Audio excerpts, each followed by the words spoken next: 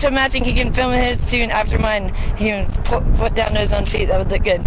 Moving your camera, yeah. We have matching Joy Rich shoes, K-Swiss. Joy Rich is our brand.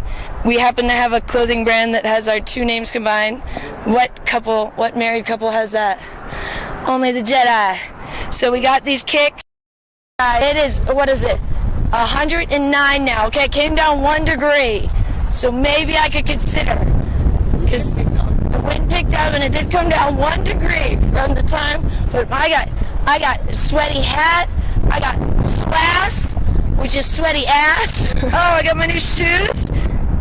I got balance. What do they say? So they say Joy Rich. Me and Jedi Rich are matching. He can film his tune after mine.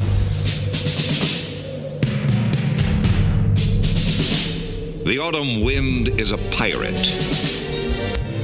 blustering in from sea.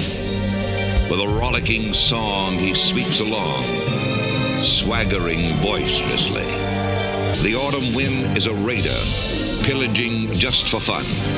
He'll knock you round and upside down and laugh when he's conquered and won. This is your president speaking. And I approve this message. Vegas Raiders, just win, baby. We are the Vegas Raiders, just win, baby. Don't need no invitation. We are that Raider Nation. We rock that black and silver. We make them shake and shiver. We make them reconsider. And we still committed. So if you wanna be sinners, you can come and get it. Vegas Raiders.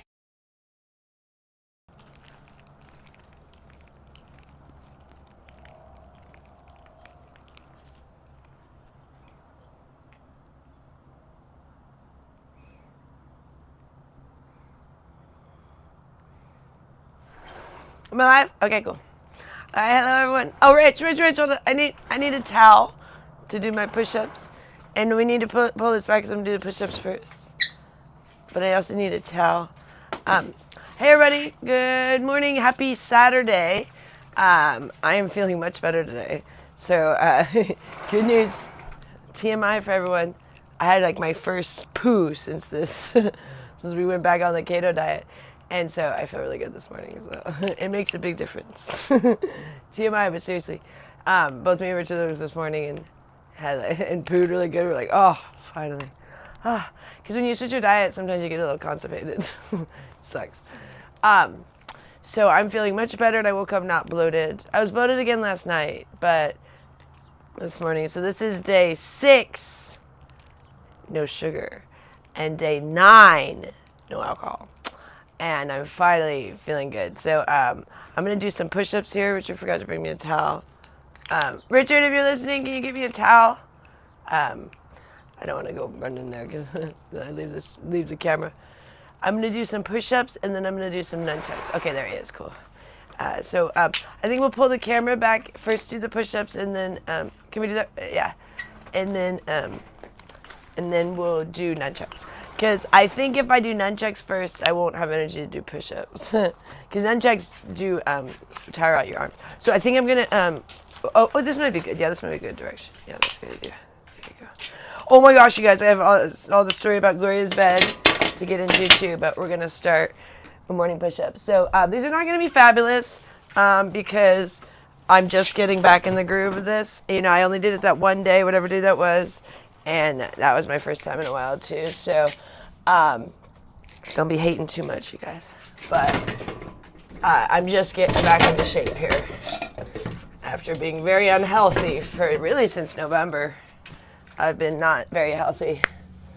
You know, there's times I've been more healthy than not during November, but never really back fully on my keto diet. You know, for a long period of time. Sorry, I got caught on my necklace. Okay, let me make sure I can get in the right spot here. I don't want to slip. All right, here we go. We're going to do 20 push-ups. Okay.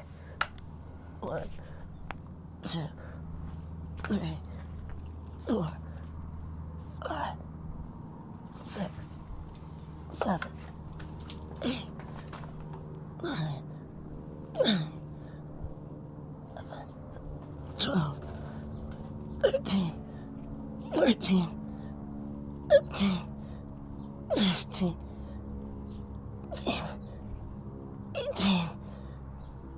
Okay, I know those were not great, you guys. The volume was not going down far enough, but at least I got down to do it. Part of it is just getting down to do it. You might not be perfect when you first get back to doing push-ups, but just getting down to do it is like, it's impactful. And you feel.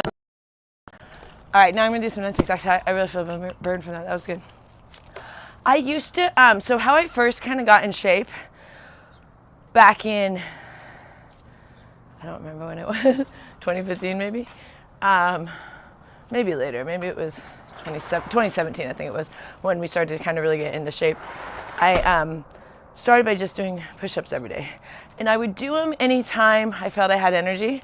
So I think I only started with 10 back then. And then I moved up to 15, and then I moved to 20. But I just stayed with 20. 20, I'm like, that's good. But what I would do is whenever I had any energy throughout the day, if I wasn't doing anything, I would just try to do some push-ups. And I didn't like it at first, because, you feel the burn. Like right now, feel the burn. Whereas if you do it every day, you don't really feel the burn anymore. Like, and you're just kind of like, oh, it's easy. And each day it gets easier and easier. So I'm going to try to start doing my push-ups, maybe even on blog, to make sure I do them. But now, these days, if I do them, only do them one time a day. I was younger then. We'll see. Maybe I'll work up to a couple times a day. But okay, now we're going to do nunchucks.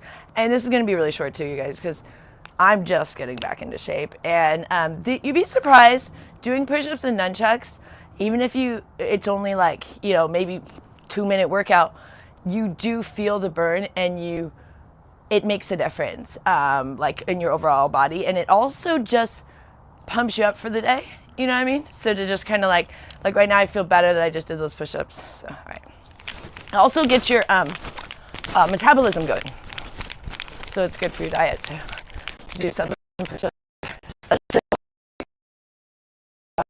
just a quick thing, get your heart rate going, and kind of wake you up.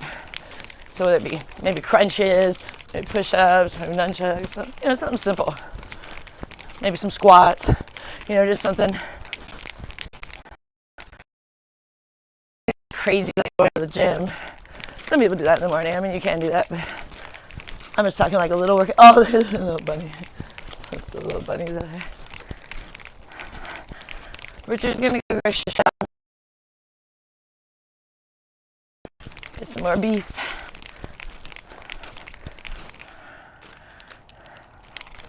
Good morning, everybody. How's everyone's Saturday?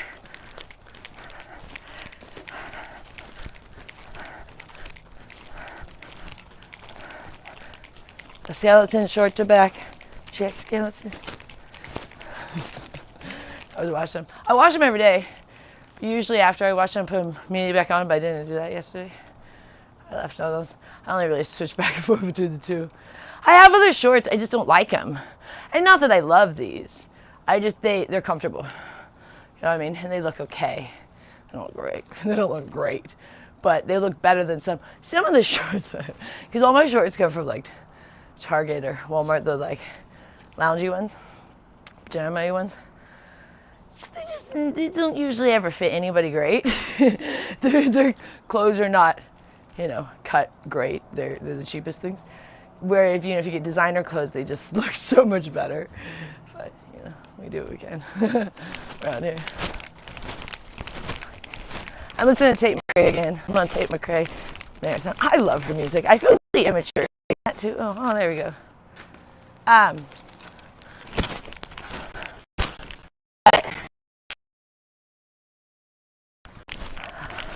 feel like I'm too old to like Tate McRae.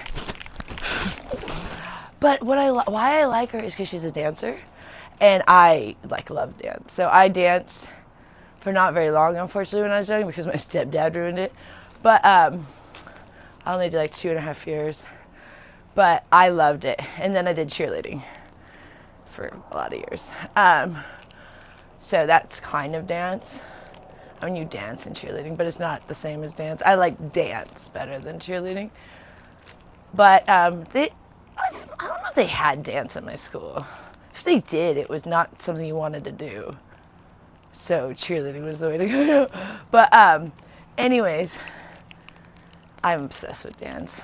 I'm also obsessed with gymnastics, but I'm not good at gymnastics. I can do like a cartwheel and a handstand. Oh yeah. That's about it. A round off, and I usually sprain my ankle when I do a round off. Because I did a round off in Central Park when we first got there in like snow boots. It wasn't snowing either, but I was wearing snow boots. And yeah, I sprained my ankle again. It's always, I do it all the time. When I do it out here, I did it a couple years ago.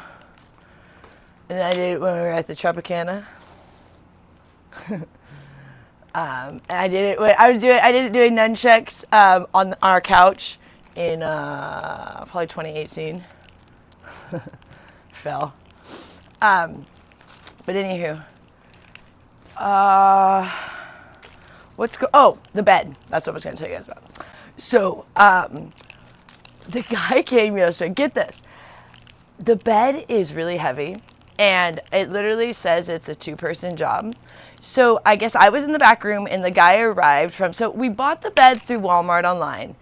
But the service is not Walmart who puts it together, but they're through, it's a, there's Walmart service that they pay, So you pay Walmart and then they get this service. But so these people don't actually work for Walmart, but they work for a company that works for Walmart kind of thing. And I think it's actually called Angie's List, which, remember the Angie's List thing? I didn't know they put furniture together. I thought that was like a phone directory thing. I don't even know. But it was Angie's List. So, that's the company that it goes through, and so they sent out this guy. I guess it was a very young person, Richard said, and a very small guy, very skinny young guy, and like looked like a teenager, like 18, 19, 20s, and he walks in, and he sees the box, that huge box, and probably sees our house, and it just takes a, he's like, oh, I gotta get my tools, I'll be back. For one thing, this bed required no tools, not one tool when we found it.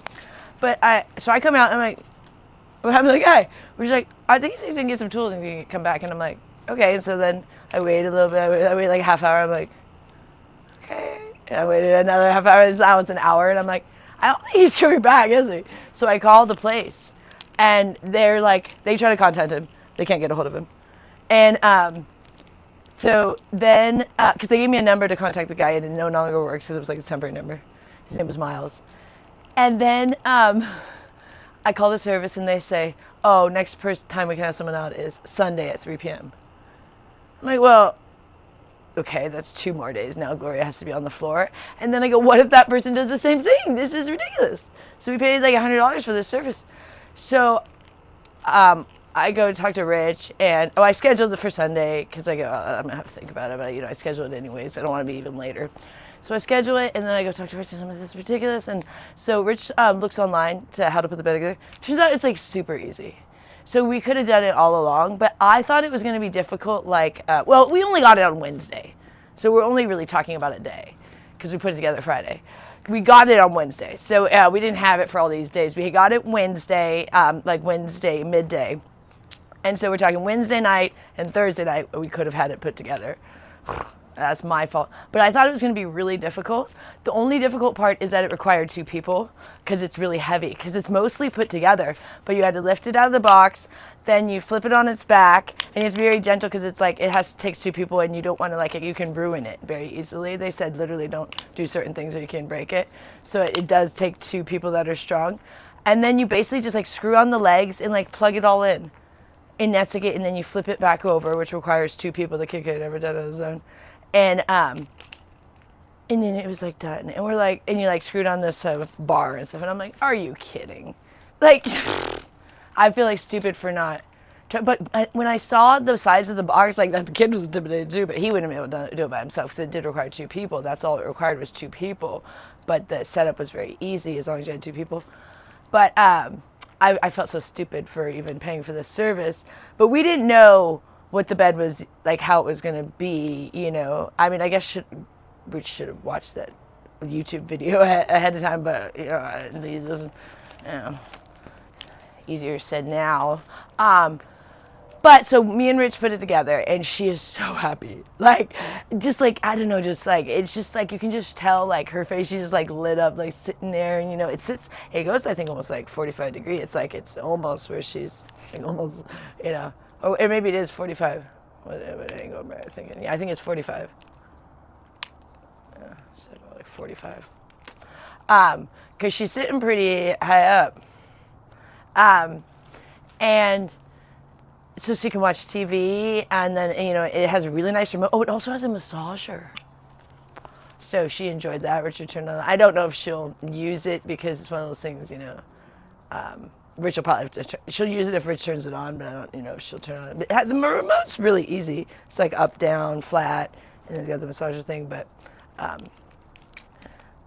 we'll see if she uses the massager, but Rich will probably turn it on for her once in a while. So she enjoyed it when we did turn it on for her. But it's so great. Like, it's just, it's such a nice, it's actually a really nice, Richard did a good job picking the frame. He spent a long time. So he had picked an even more expensive one. But this one had like lights and stuff, and I'm like, she doesn't need lights and things. Richard, like, it had under the bed, it was like lights and stuff. Oh, you don't need all that. So, but we would have got it, but that was that fiasco with the payment thing. So by the time, she would have had to wait longer if we waited to try to get that bed again. So this one just doesn't have the lights, but it has the massager and it has the lift and stuff. So do you want me to go inside, or is it good? One inside now. Okay. Is it too hard to see out here? No, that's great. Oh, I don't mind being out here. Oh, and then Richard also put up the curtain. Oh, sorry.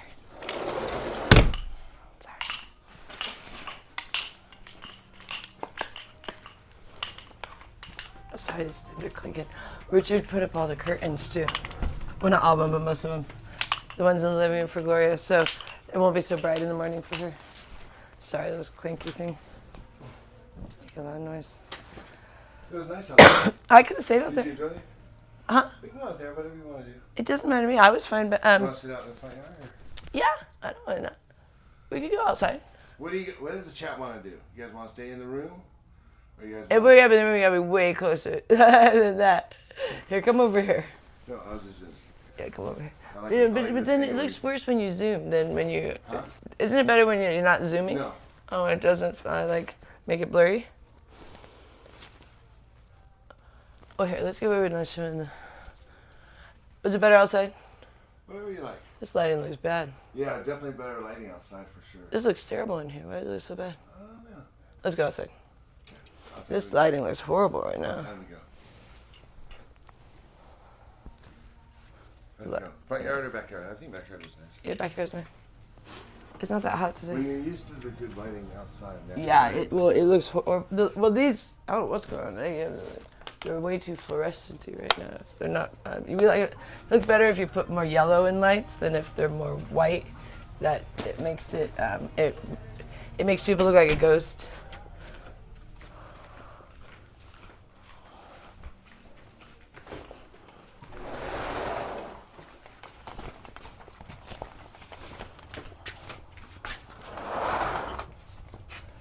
Is it nicer outside? I gotta put my glasses on. Let me get a chair. Should I sit out here like this? Like out of here? That'd be nice. But so you don't see all these ugly things. Is that good? Like this? Oh, kind of nice spot. You could actually put the camera right there, right? No, I like. Well, I'm gonna go like this. I think it looks nice. Is this nice? It's actually very nice out this morning, so I'd rather be out here than inside, to be honest. It feels a lot nicer out here. Oh, can you, Richard, one more thing. Oh, I feel like I should change my shoes. I have my like gross shoes on out here. I should, I'll get him back in a minute. Richard, when you sit down, when you hear me, when he puts his, can you, in my closet, right next to where the box is with the lighting stuff, there's a box that has an orange box. Can you just bring me that orange box? It has white shoes on top. Take those off. I'll switch my shoes down here with the ones that Casper gobbled up. It just looks ridiculous. I have the same shoes that are a little nicer because what was her name? Megan? Was it Megan? No, Glassy Ocean. Someone, it was Glassy Ocean or Megan, me, back in the day, sent me an extra pair of those. That was so nice back when people just, no one really does that anymore. Everyone got mad at us. I understand why. I mean, we're kind of assholes. So, but anyways, I don't know how far you guys are from me. I can't see. He has the camera like a million miles away, but you guys are probably like zoomed in. But it feels like you guys are really far from me. Like, hello over there. 12 days till New York. 6 days now, no sugar, and 9 days, no alcohol. So all these, I remember all these dates that keep changing.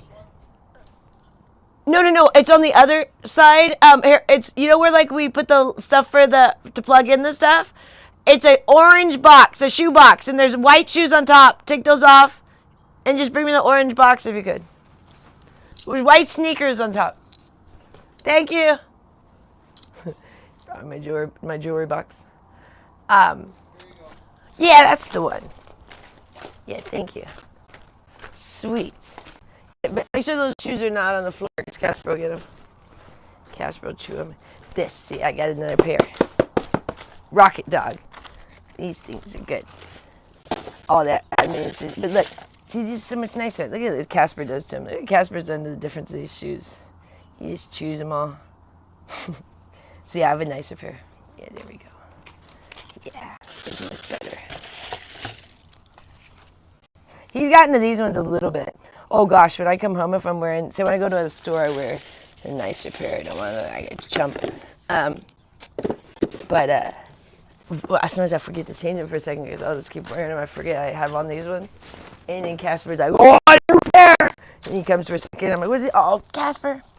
That's my bunny, if you guys don't know. So there we go, much better. I feel much better. Than wearing those tacky shoes. I don't know if you guys can see my feet. Oh, it's going to be hot soon here. I'll tell you that much. The sun's coming out. But it is a nice day in Vegas. And me and Rich are feeling really good.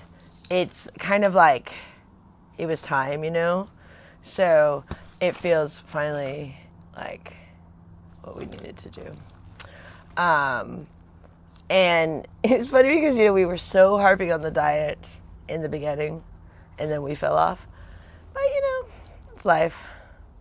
But it feels good to be back on the keto. I mean, today was like the best day for me that I've had in a long time. Because I woke up from one thing, I pooed, woohoo, TMI, but it is important for your health. If you're not pooing, there's something wrong with you. Like you're constipated in some way, but something is causing that. So you're not eating right. Or you have bowel problems. Thank you for the shoes. You found them. I don't even know if they can see my feet, but those other ones were all chewed on, so I thought just looked tacky.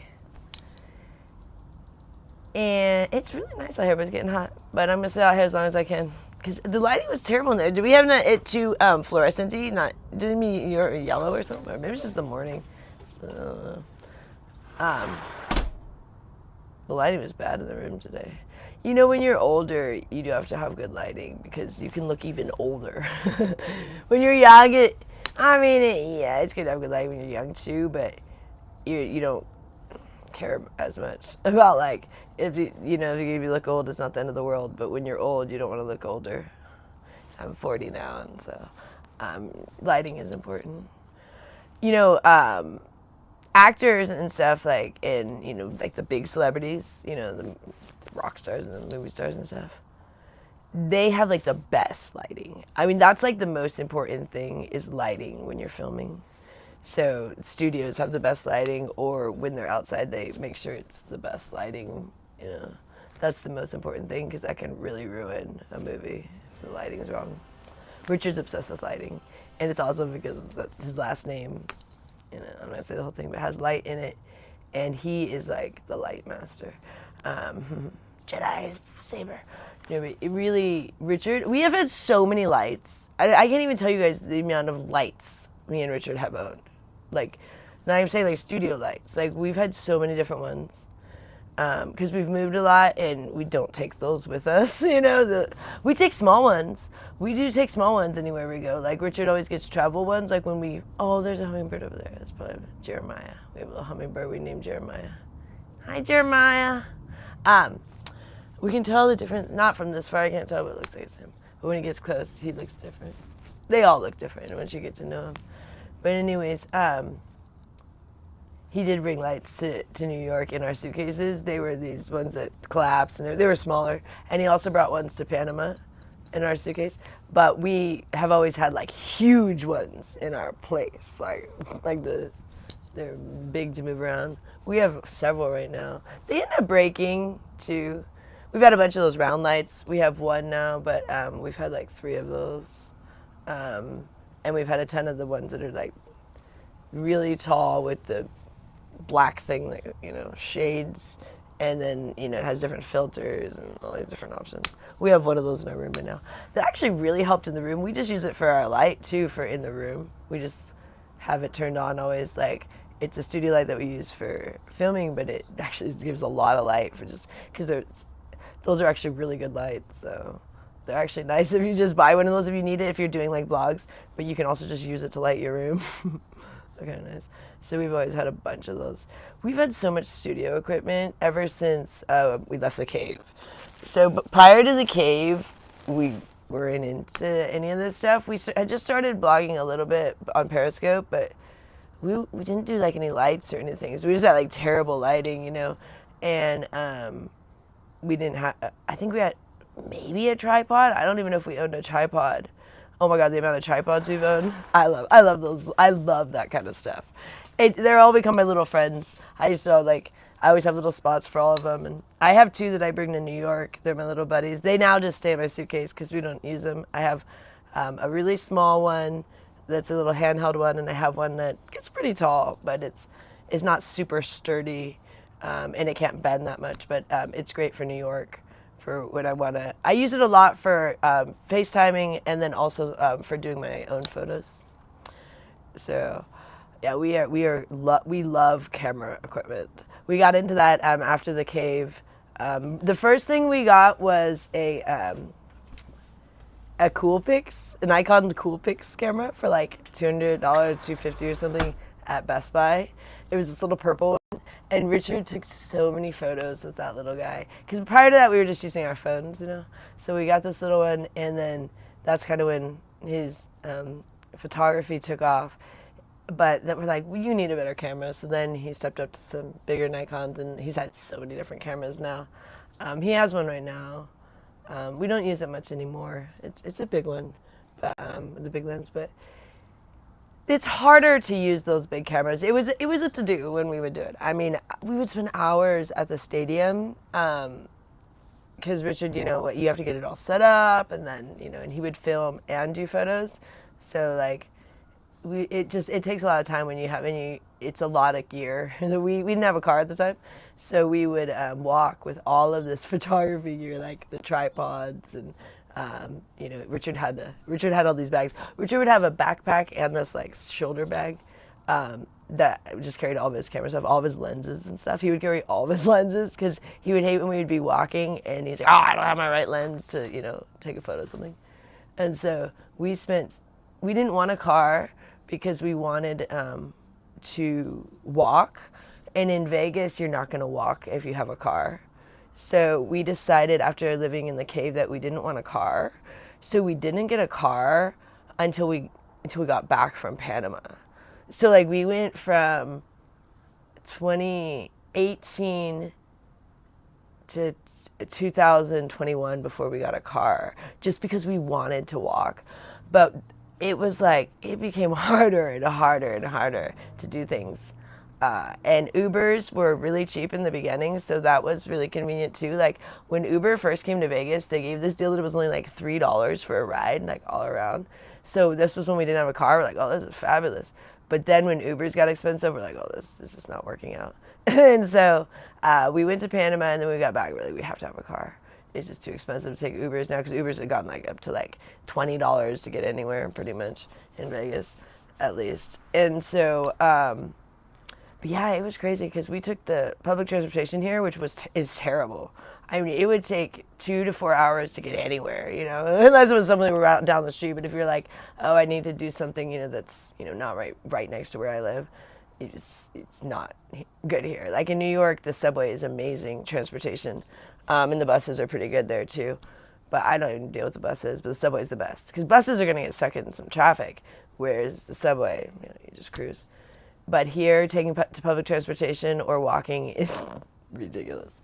But we enjoyed it, and that's when we really got into photography because we would just walk and we would take photos of everything. Well, not me. Richard would primarily. But I would be the one to point things out, like always, because I'd be like, Richard, take a photo of that. And so, Richard, take a photo of that. I would take photos with my iPhone, but I never really got into the big camera thing. And I used to do that. I mean, I took photography class in 8th grade, so I've used one of those. And I was actually the one that taught Rich a lot of the kind of things, like about some of the stuff that I'd learned in some of the real general stuff that, you know, because his dad was a photographer, but Richard had never taken like a photography class. So I told him some of the basics of photography. But we had the best time for a lot of years doing that. But by 2021, we were like, we need a car. This is ridiculous. So that's when we got our first little car. Like, we got that Kia Soul. We had a Kia Soul.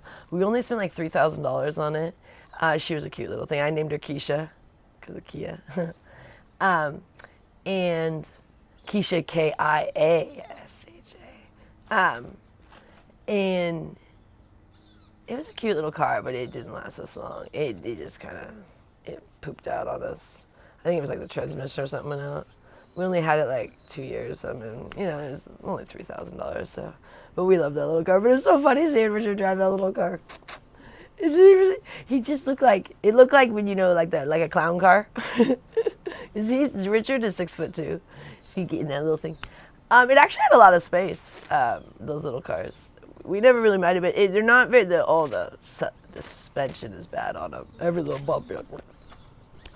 But it is a cute little car. But we put a Raider, little magnets on it, because it was black. So it was our little Raider Nation car. We had a good time with that little car.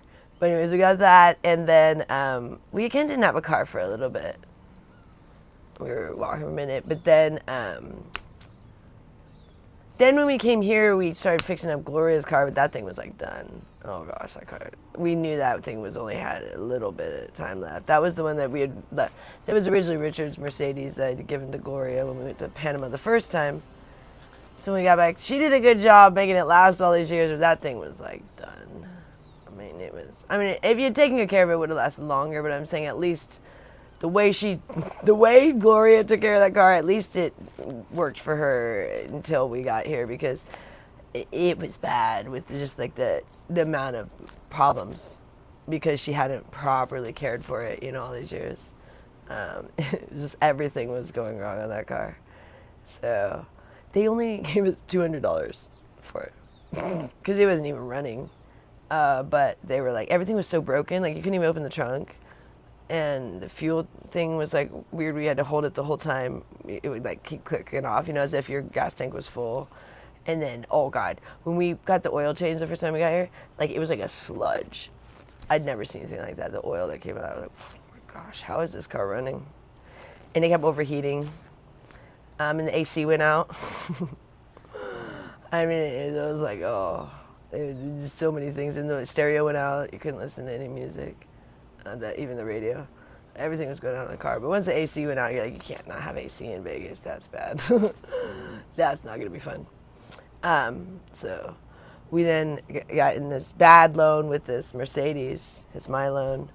And now USAA fixed it for me. So happy. Such a better loan. Oh, they dropped off so much money from what we were going to have to pay, because that loan was going to, you know, you're going to have to pay way more than the price of the car by the time you're done with your loan. So it dropped off like so much money. And thanks to, that was Timmy time actually on here. That was when I hit the car. So I'm not mad I hit the car because we now have a better loan, but I'm still a little irritated when I look at the car and bang. But if that didn't happen, we wouldn't have thought to change our loan.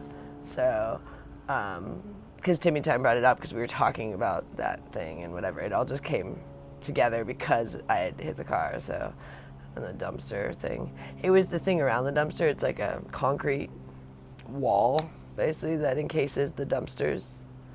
And I took it. I was parking, and I just turned just a little bit too sharp for the parking spot, because it was right. I was parking next to the dumpsters, you know. But anyways, they wanted $5,000 to fix that. I said, Jesus, that's a lot of money. But it still works. That's the beauty of it. Our light still works. The problem is we just need to. I gotta wash the car. Probably maybe tomorrow. Maybe tomorrow. Sunday, that'd be a good day. Because I'm just starting to feel better, you know, but each meal I get a little bit more bloated, so by evening I'm like, oh, funny thing happened last night. So we went to bed at, I don't know what time, probably 8, actually, now that I think about it. It was not that long, this is why it's funnier. I think we went to bed at like 8 p.m., and then at 10 p.m., I wake up, and I think that I've like slept forever, and I go, oh my gosh, it's 10 a.m. because I look at the clock. I go, oh wow, how did I sleep in so long? And Richard's like, yeah, well, I don't know, you've been sleeping all this time, and he's just like messing with me. I'm like, oh my god, 10 a.m. We better get to the store. We need to get some groceries. And he's like, I'm not going right now. I was like, why? It's 10 a.m. Why would you go now? And then he finally tells me it's like 10 p.m. I'd only been asleep for like 2 hours. I was like, oh, never mind. Okay, I'm going back to bed then. I was only asleep for 2 hours. I thought I'd like slept like the whole night. I thought I slept the whole night up till 10 a.m., which is insane. I never sleep till 10 a.m. I sleep till like 4 a.m., you know? So he was messing with me. I really had thought I'd slept that entire time because I felt like it was time to get up. But then once I found it was 10 p.m., I said, oh, forget it. I'll get back in bed. I guess I wasn't that awake. But, yeah, Richard likes to mess with me like that. Just do little silly things like that. And I'll fall for it for a while. Because he can do it with such a straight face. Yeah, I'll be like, really? Oh, man. He gets me on things once in a while. And I'll go for it for a while. But Casper's doing great. He's losing weight because we're not giving him carrots, but we are giving him a couple too many of those treats. It's Richard's. Richard's the one doing it. He's the one that's designated to do the treats, but it said to only give like 3 a day. I know he's giving more than that, but not too many. He's probably giving like, I don't know, like he's doing like probably like 2 times a little game. But this little game, he hides them, you know, for Casper, and Casper looks forward to it. So he usually does it in like the morning and in the evening, and it's kept Casper way more active. Like whatever he's getting from either that experience or maybe from not eating the carrots, whatever it is, the whole new routine, it's got him like running through his cage at night, playing with all of his toys. I mean, when I wake up, he's like torn apart his balls because he's got these balls that are supposed to be for them to kind of shred and bite at, but he hasn't. I've had him for a while and he hasn't really touched them much. Like each day there's a new one shredded. I need to order him some more. So he's just like at night, like just, and then his bamboo sticks, we can hear him all night chewing on his bamboo sticks. It's really cute. It used to drive Richard nuts when he would have, like his lettuce at night. Lately, he finishes his lettuce before bed, but when he has his lettuce at night, he chomps all night. It's so funny. He makes a lot of noise when he wants to. Like sometimes he wants to be really loud, but bunnies can be really quiet or they can be really loud. He'll thump and stuff and make all this noise and like run through his litter box, which like makes all that stuff like makes these noises because I don't know. It's hard to describe how loud bunnies can be if they want to be, but he's the best. He's the best pet. I literally couldn't ask for a better pet. Like I love everything about Casper.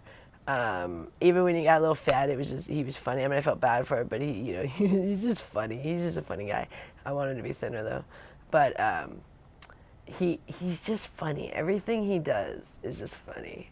He's funnier now that he's losing weight though. He's a lot more active, but he was funny then too because he was just funny. He's just anything Casper does is funny, and I'm glad we have a male, even though it was a lot of work in the beginning. Because he sprayed like crazy and he was starting to get more aggressive, and he bit me the one time, and then we had to get him neutered. But since he's been neutered,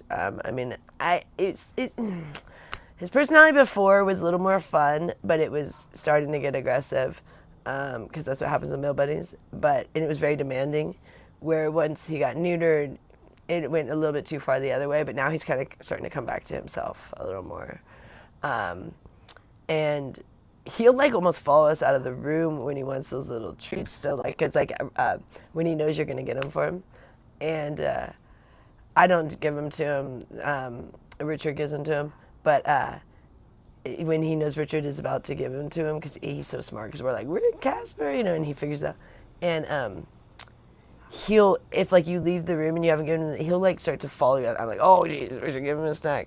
When he's like, right, I'm like, because he's gotten closer to like going out of the room. He's never done that before, except for when he wants a little snacks, because he'll follow you wherever you go if he knows you got that snack. It's supposedly just Timothy hay in a little ball. That's what it literally says in the ingredients. But I'm like, I don't know why he goes nuts for him. They just put these little balls. It feels like there's some sort of sugar in there, but it doesn't seem to make him gain any weight. It's seeming to actually, he's losing weight, and they said it was good for his teeth and for his digestion. Richard read about him online. He got these special ones for him, and it seemed to be like the best thing we've had for him. And he's not. The problem was if we don't do those, well, and those actually seem to be helping on many levels, but without that, like, he's too obsessed with carrots. He's like, he doesn't want just lettuce. He's like, he bitches. He's a little pain in the ass. And he'll like pee in his food bowl if you don't give him what he wants and things like that. He just does weird stuff like that. Like, he's a little brat sometimes. If he doesn't get his carrots and stuff. So now he's over the carrots. Yeah, he's a brat though. He's a little spoiled brat. And but he's a sweetheart too at the same token. And he still cuddles, but not as much, which is good, because as much as I love the cuddling, sometimes it was a little too much. And when I would go to New York, I'd feel really bad. It was getting hot out here, but I was crossing my legs. Oof, too hot. I'm like sweating. I got a little bit of a tan out here. I actually need a tan so bad, because ever since I started being unhealthy, I haven't really felt like being in a bikini.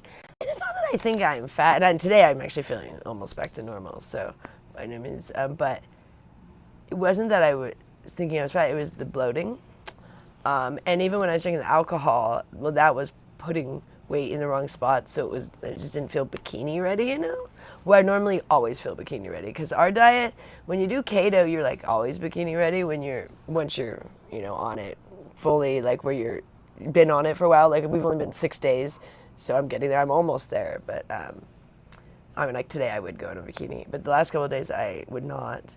And because I just, not that I just, oh, you look great, and especially compared to a lot of other people, I'm like, yeah, but I just don't feel great for myself right now. And it's not that I feel terrible, it's just like I have a standard that I normally like, and then I kind of fell off of that. So it's more like disheartening for me, but I do have to go to work, and so I do find the confidence to deal with it. And, I've had all different body types, especially with this job. So I am able to find the confidence in any body that I have, but I have more confidence in certain bodies, if that makes sense. But I actually have, like in 2018, I put on quite a bit of weight, and I had to, just kind of work with it. And at the time, there he is. There's Jeremiah. No, that's not Jeremiah, but look, there's a little hummingbird. Do you have anything in? Oh, we need to order them some more of that hummingbird liquid. You have to get the specific hummingbird stuff. Don't just be like putting sugar or something, because there's certain things that can kill hummingbirds. Like, I think it's like if you feed them straight sugar or something. I don't remember what it was, but we were reading about it.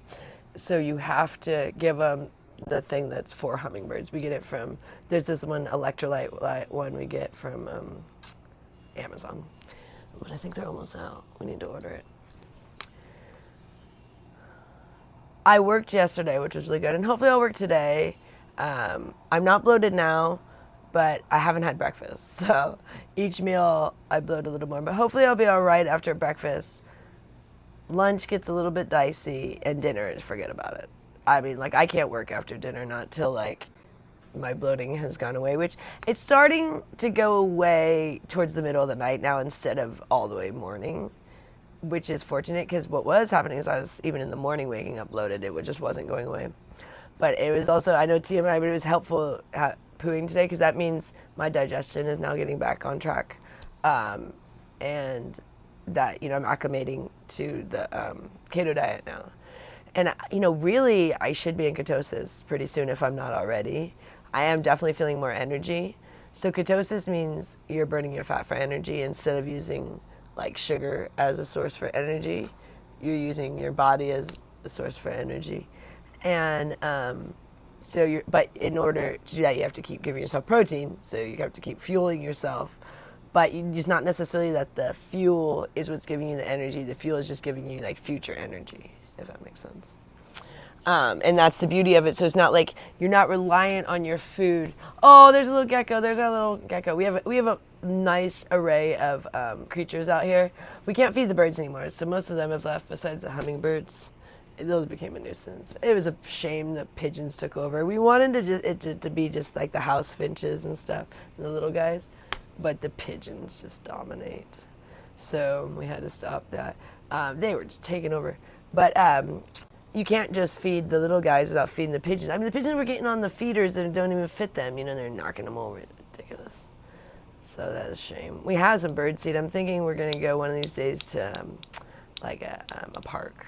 Go spread it all out. It'd be fun. We used to do that, actually. I've always loved feeding animals. So even if we had to go to a park to do it, I used to go do it when we lived in apartments. I would go to, when we first got to Vegas, we would go to Sunset Park, because we lived over by the strip, and they have all these ducks and birds and stuff, and I would feed them.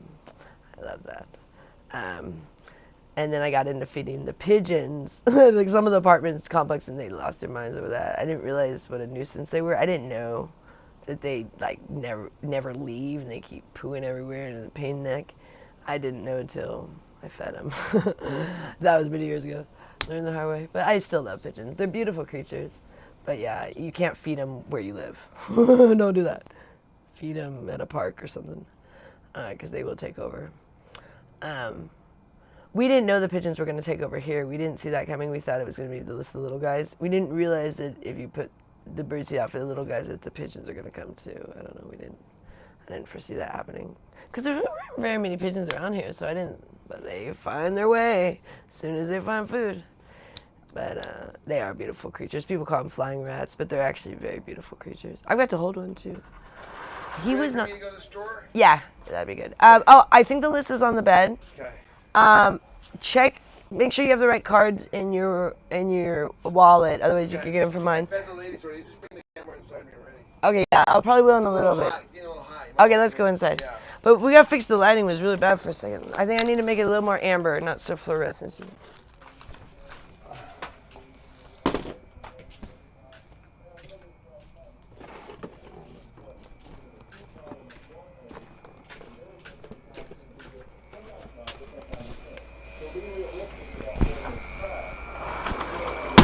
Good morning. How was the bed?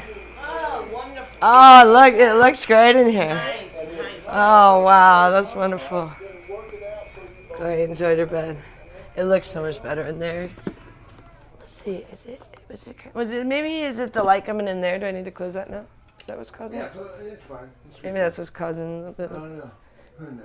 I don't know why the lights are bad in here today. Hi, Nisa. Good morning. Normally the lights a little better in You know here. how it is around here. Oh, it's just looking bad. Yes. That looks a little better. That already looks better than Is it earlier. better now? Yeah, I don't know why it was you so. like it better now. It was more of like white earlier, which you don't want white lights because they like fluorescent lights. I will make you look old. They whiten you out. You know, you want more yellowy lights. Give people more warmth. You know, yellow is warmth. Yellow is mellow. Yeah. Did I forget to put my? Oh, I just have bad blush again. I have bad blush again. I know one told me. Okay, I'm gonna go to the store. Like you guys could tell me. Like I read the cooked- comments. They probably did tell me. I got I made Annette and Gloria omelet. I gotta stop doing this blush. I need to order myself some decent blush. I'll show you. I'm gonna show you guys what I'm talking about. The thing is ridiculous. It's so hard to use. I gotta fix this.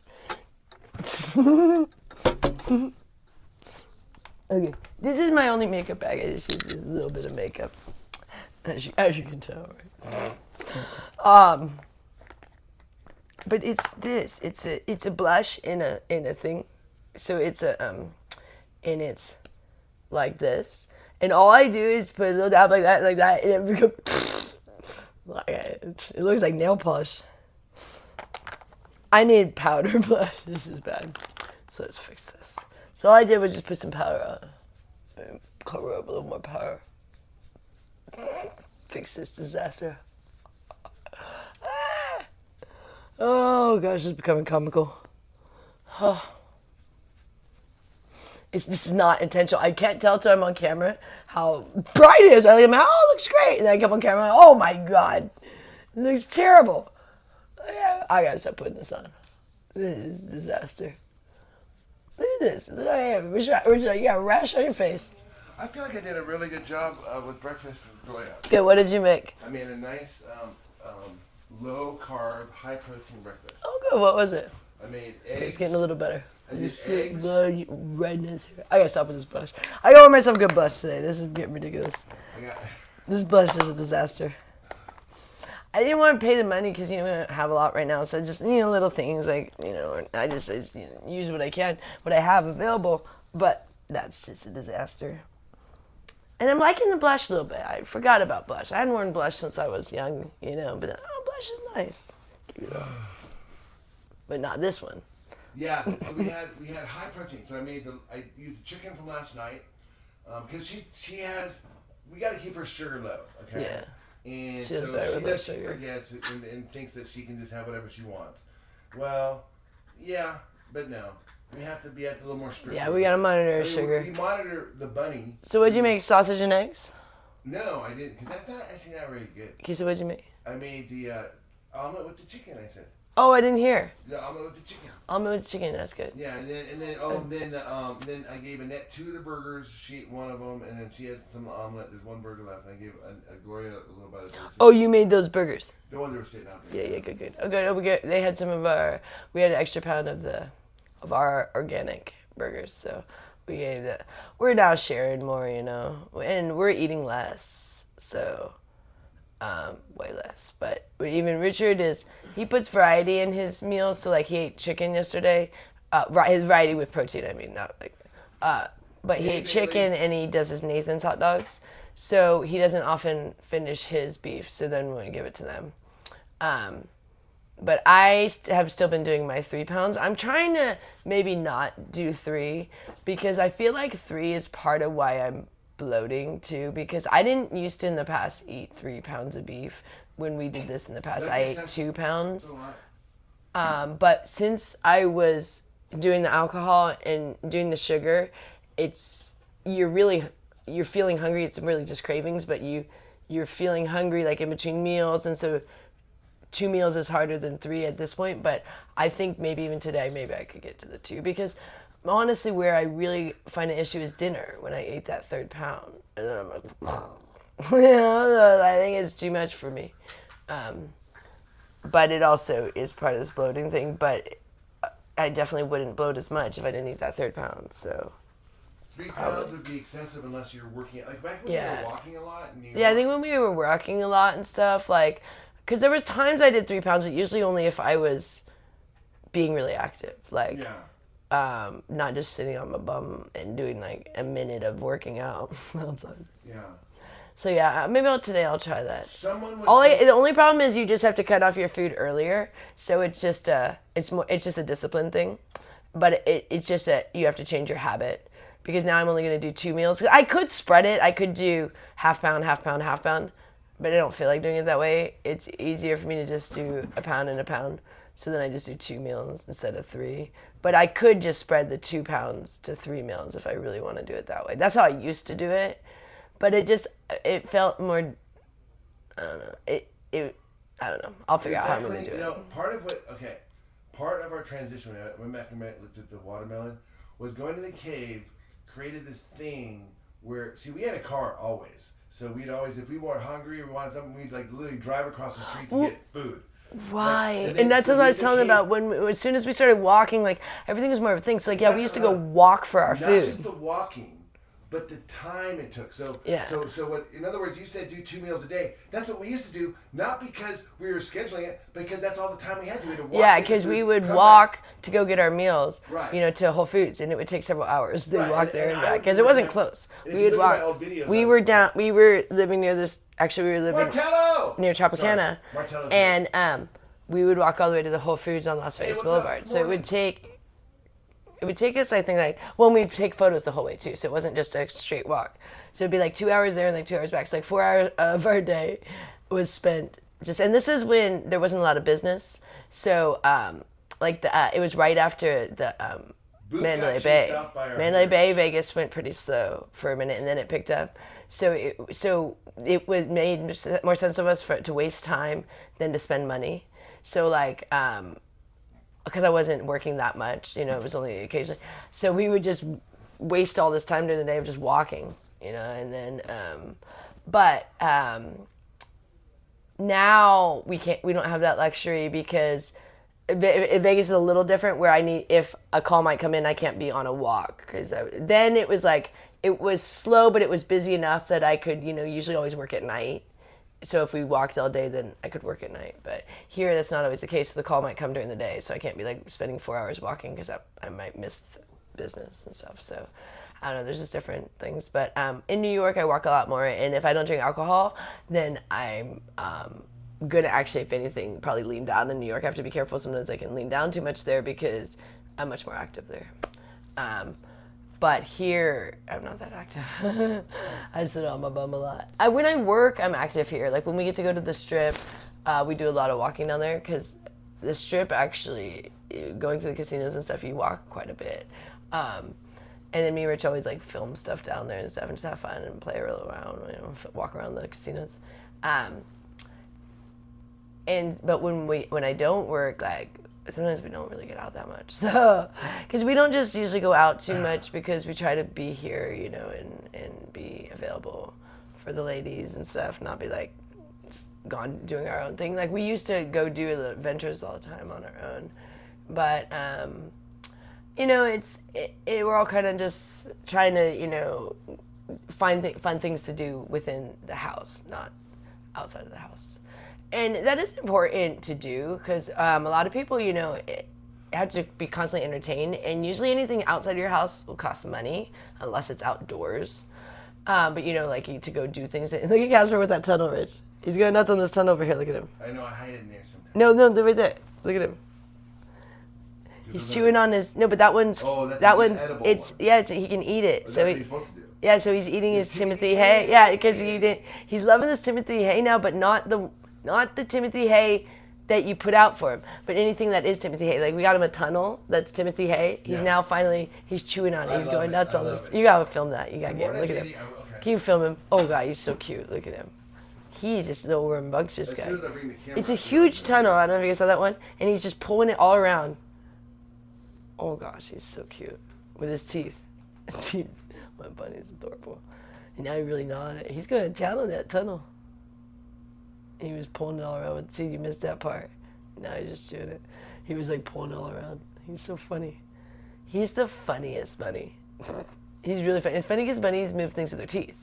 They don't move things with their, you know, hoofs. So it just looks cute because everything they're picking up with their teeth and they move around. They move around.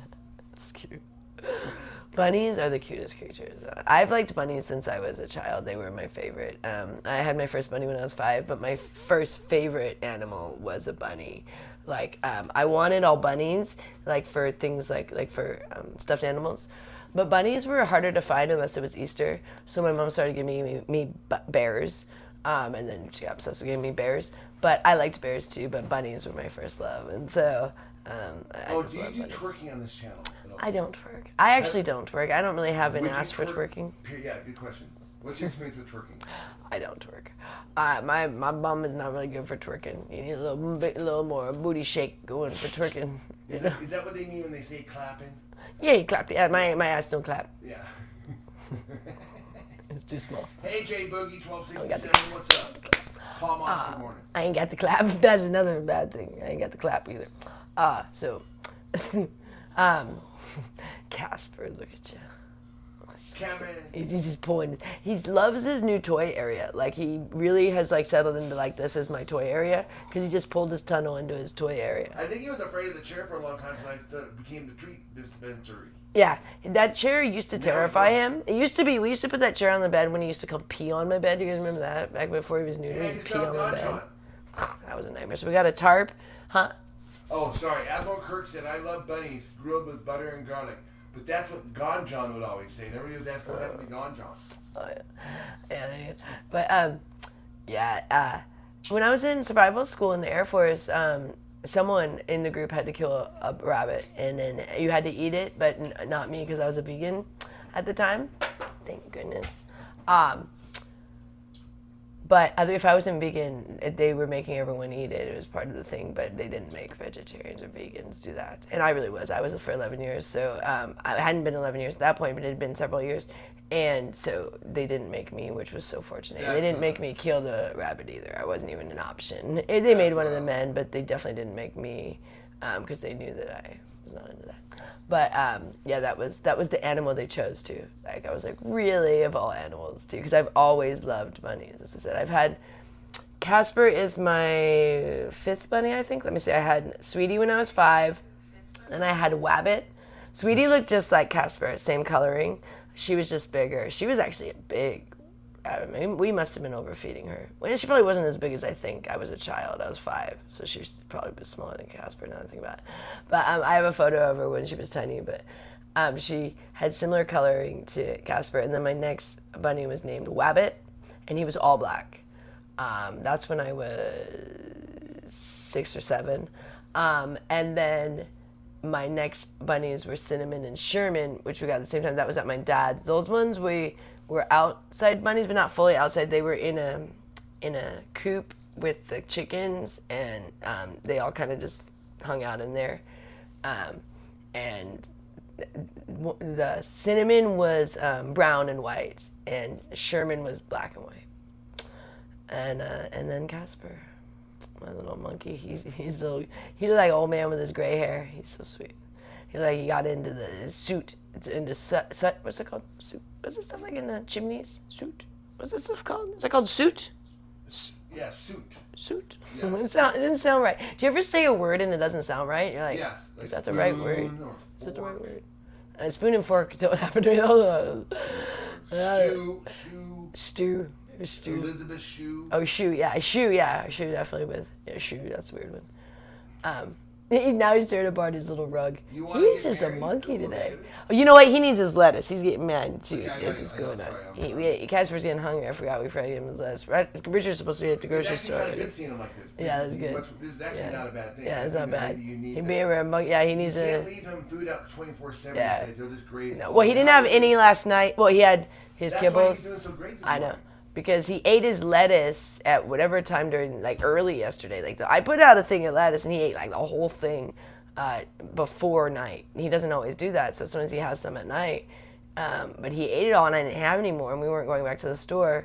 And now he's doing all of his toys. Yeah, but he's having a good time. It's good for him.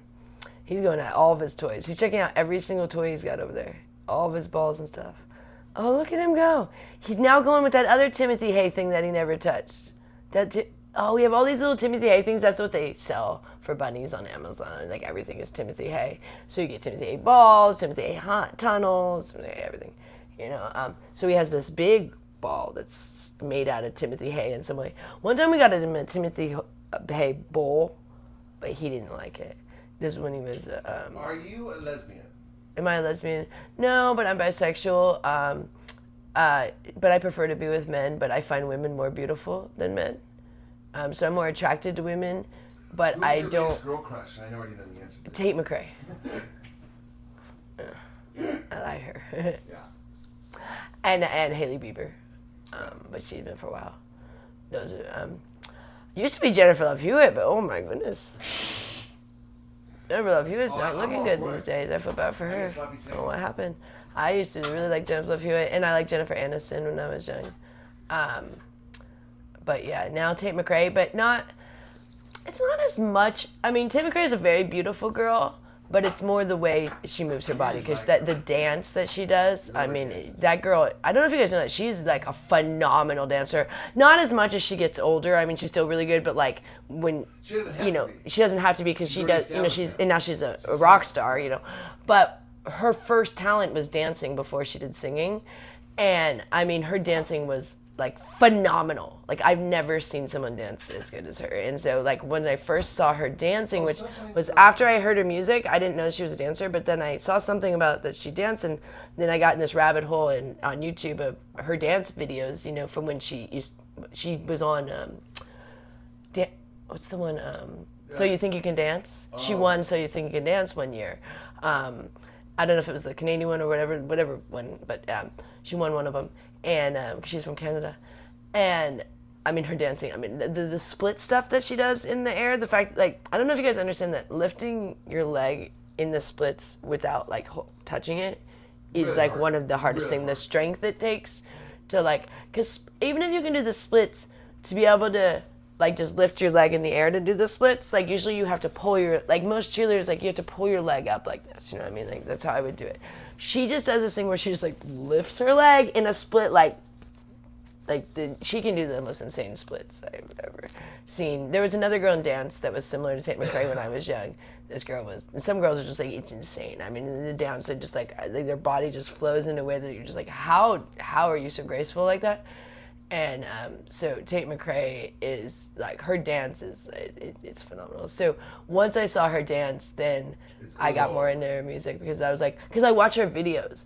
And that's how you get into her music is you watch, because she always does dance in her music videos, and they're pretty sexy too. Like she does not mind doing very like her new one. She has on the where you just do the black tape on the boobs, you know, in the black. I mean, that's like a pretty sexual like thing. So she definitely doesn't mind being sexy. But and I think that part of when you're in dance, you learn that like your body is just your body, you know, that it's about being beautiful and graceful, and you don't mind being sexy, because that's the one thing about great dance is very interesting, that it's very young girls, they start making them be very sexy. So it's a little bit weird at times how sexual dance can be, and when you're young, but it's, I mean, you're taught in dance when you're young, just, you know that you're trying to be sexy and stuff, and you're trying to, do very provocative moves and stuff, like, that, like, I mean, that was very aware, you're aware of that when you're, so dancers become like,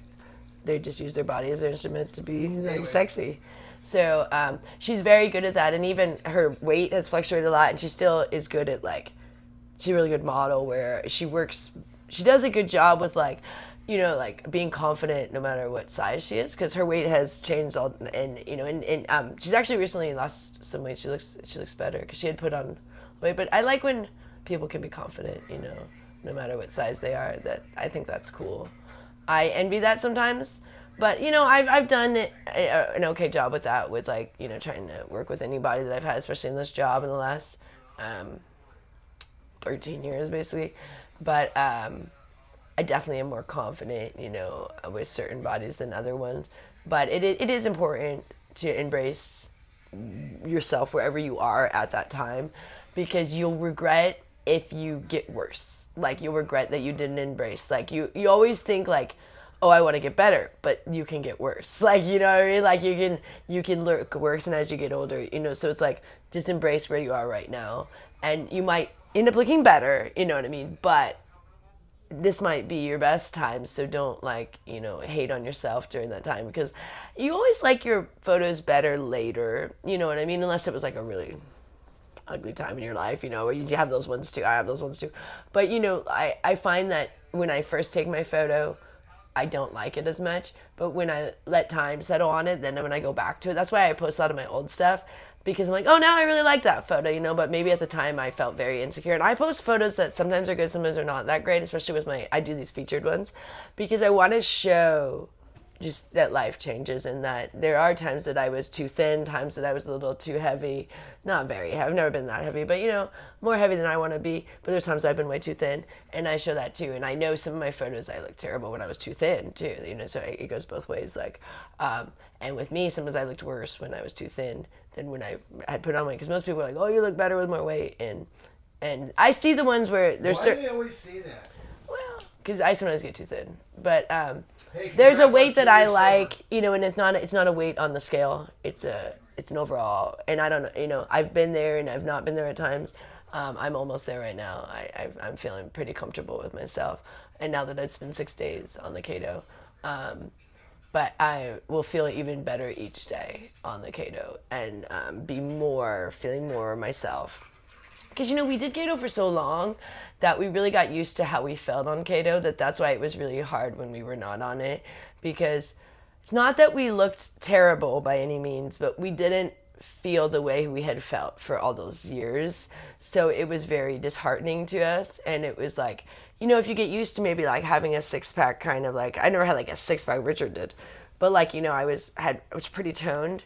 And then it kind of goes away. It's a little bit frustrating, and I'm sure a lot of people experience that if they've ever, been fit. Because a lot of people that are fit don't stay fit forever, and it can be frustrating. And there was a moment that Richard was like, "Oh man, we're just too old," and I'm like, "We're not too old. It was only like less than a year ago. We just changed our diet." So now that we're back on a diet, we're starting to get our youth back. Of like, I know we've aged, so we're not as young, but like, we age even more when we're unhealthy. So we can kind of save ourselves a couple years there of, not looking like I'm 50 yet and like I'm in my 40s, Yeah. But if I kept being unhealthy, who knows how far it can go the other way. And alcohol really takes a toll on me. Maybe it's my Irish, maybe it's my Native American, I don't know, maybe it's just me, but when I drink, it just wreaks havoc on so many levels. So it's just like the dumbest thing for me to drink. It's like, okay, do you want to just like, you're liking your life now, but do you want to just make everything terrible? You want to look bad, you want to not like your body, you want to feel bad, you want your hair bad, your skin bad, and you want to do dumb things, you want to pass out, you want to miss business, like all this, you want to yell at your husband, all these things like for no reason. Do you want to not remember things? Like, you want to hurt yourself, all these things like, yeah, sign me up. Give me that first bottle. It's like, it's just so, I'm just going to not do it. It's just like, I have enough self-discipline to not take the first drink. And the other times I was allowing myself to, because you guys go, oh, what about the other times you're in New York? It's like, I was leaving that as an option. I was saying, maybe I'll drink in New York. But now I'm like, no. So when it's a no, it's much easier for me. I'm having these twinges because it's getting close. It's 12 days where I think of, those moments of, when I went to the store and I got cider and I go, okay, I'm just going to the store. I'm not going to get that this time. You just like, you start to think of these things, but then when you're there, you just don't do it. You know what I mean? Because it takes an effort to get the alcohol. You have to go to the store and you have to buy it. So if you are, okay, that's not that much. But if you are someone that is trying to not drink it, like that is quite a bit of an effort. Do you get what I'm saying? You still have to. If you do, are you gonna sneak it or are you gonna? No. I'm not. No, I'm not gonna do it. I'm not gonna do it. Doing it. Period. It's done. I'm not doing it. I'm done because as much as I want to, I just have to keep reminding myself what it did to my health, and that's enough for me to just say I don't want to go down that road again. Health is the most important thing to enjoy. Yeah, I really do That's enjoy really all you have because you don't have any money. Yeah, no, and I've always only really had, my job is my body. That's all I have to like I don't have a degree. Those are your assets. Those are my assets. So it's like, if I do something that is ruining my health and my body, I can't continue doing that. So it's not even really my choice anymore. It's like, nature's not going to let me be able to drink alcohol because it destroys everything. Yeah. So unless I want to destroy everything. So my option is to, have a good life or to destroy everything. You know what I'm saying? I think that's 90% of the battle, though, honestly. So all I have to just do is just say those things to myself when I'm in New York. Like when I'm in the store and I have to make the decision, do I want to buy this cider? Do you see what I'm saying? It's not like it's going to be just it's not going to be just like in my fridge or something when I don't go to hotels that have like mini bars, and not that I would ever pay for that ever, but I don't ever stay at a hotel that has a mini bar. That in New York is like way above our pay scale. I think I've never had a mini bar, so that's not something. I was watching on the live stream last night, and and Rachel was talking with, I don't know, one of the women in the bathroom, and they were all just talking about how they relate to each other. They're saying, I know I relate to you because, like, for example, Rachel, would you ever stay in a 3-star hotel? She's like, oh my God, never. Yeah, I know. And the hotels I stay at are nice, but mini bars are very uncommon in New York. Yeah. You have to stay at really expensive places. Where in Vegas, mini bars are a lot more common, and I still don't think that would be a concern for me because they're so darn expensive, and I would have to pay that. So I don't think I would ever do a mini bar issue. But honestly, it's never been at any of the hotels I've ever stayed at. So I have to go to a store, and I'm not going to pay downstairs either prices, you know what I mean? Some of them will have stuff down. I would never. So the thing of I have to go to a store, and even if I'm at the store, but now I have to make the decision of I'm at X amount of days sober now. I've been like 3 weeks by the time I get there. I have to be like, I'm going to buy this cider, and I'm going to decide to break my sobriety. I'm like, you know what I'm saying? Like, it's a lot more like steps because I don't go to bars. That's not an issue. It's literally just going to the store and buying the cider. So it's still several layers of choices that I would have to make. And it's not gonna. I'm not gonna do it. So when I'm in the store, I'm gonna just not buy it. Does that make sense? Makes a lot of sense. And if a client offers it to me, that's not a tempting thing unless I was already drinking. Does that make sense? Like it's very easy for me to turn down. Yeah, because you're already in like rule mode. I'm already in rule mode when I'm at work. But if I've now been drinking already, if I bought myself the ciders, then if I go to work and if someone offers me, I might take a glass of champagne or something. And then that client, it never goes as well because I'm not. I would like to know how much did you drink daily when you were drinking? I'd like a 6-pack of cider. But there were some nights that late night, like because I didn't sleep much, like really late in the night, I would maybe order on Uber Eats another 6-pack, but I usually wouldn't drink it till the next day because I would order it and then I'd pass out. And Richard would be like, why are you ordering on Uber Eats? And it would be more alcohol. So they would have arrived and I had forgotten. And in the morning I would open my fridge to like a 6-pack. Oh, darn. And then better start again. So that was bad because I kept ordering it in the middle of the night thinking I would drink it, but then I wouldn't drink it because I would pass out. You know, I didn't order too many times. It was like twice I think I did that. But yeah, I would. It's just dumb. And that's dumb because it's expensive that way. Stupid. And then the one night I ordered a 6-pack with them dumb kebabs that I didn't know were like $100. I didn't know that I had done that. I was like, I didn't order filet mignon. They were filet mignon kebabs. I had no idea. Oh man, those are $100. I had no idea. You ate them. Oh, they were wonderful when they. At least you ate them. I was worried if you threw them away. I did. Oh, I didn't know those were wonderful. When I realized that these are really nice kebabs, I said, "Oh, these must be the filet mignon." Oh dear. Yes, Katrinka. Yeah, but I was drunk, so I didn't Katrina's remember. new. She's like, no way, you get offered champagne at work. Yeah. Like, it's not quite. Exactly. No, I literally last trip the guy literally gave me a glass of champagne and I'd already been drinking, so I said sure. Normally I would turn it down. When I was in New York, I remember that was literally the scenario. He gave me this glass of champagne. But no, I get offered wine all the time. It's usually wine more than champagne, but sometimes champagne. But wine all the time. People always have a bottle of wine, and I'm just like, no, I don't drink. They usually don't even open it then because they're like, oh, I got a bottle of wine. I'm like, I don't drink. They're like, okay, just put it away. But they think it's gonna be something that I would wine. But they think it's like they're getting you something nice. So that happens all the time. But usually if you say you don't drink, they don't even open it. But this was a scenario where the guy already had, he was like, oh, here, I have my champagne, how much I guess? And I was like, already drinking. This was in New York, so I was like, sure. But in Vegas, I always just say no. And now in New York, I'm going to say no. But, and I've said no in New York too. But if I was already drinking, I said yes. But even last trip, there was a couple times there was clients that were drinking, and even I had been drinking like the day before, but I didn't feel like drinking because there was like a day I didn't. There were a couple of days I didn't drink actually when I was there, and so I still would say I don't drink even though I drank the day before. I'm like, oh, I don't drink. So it's a perfect thing to say whether you drink or not. But I usually don't drink, so that actually is the truth. And now I'm not going to drink anymore. So do you have any sort of mania?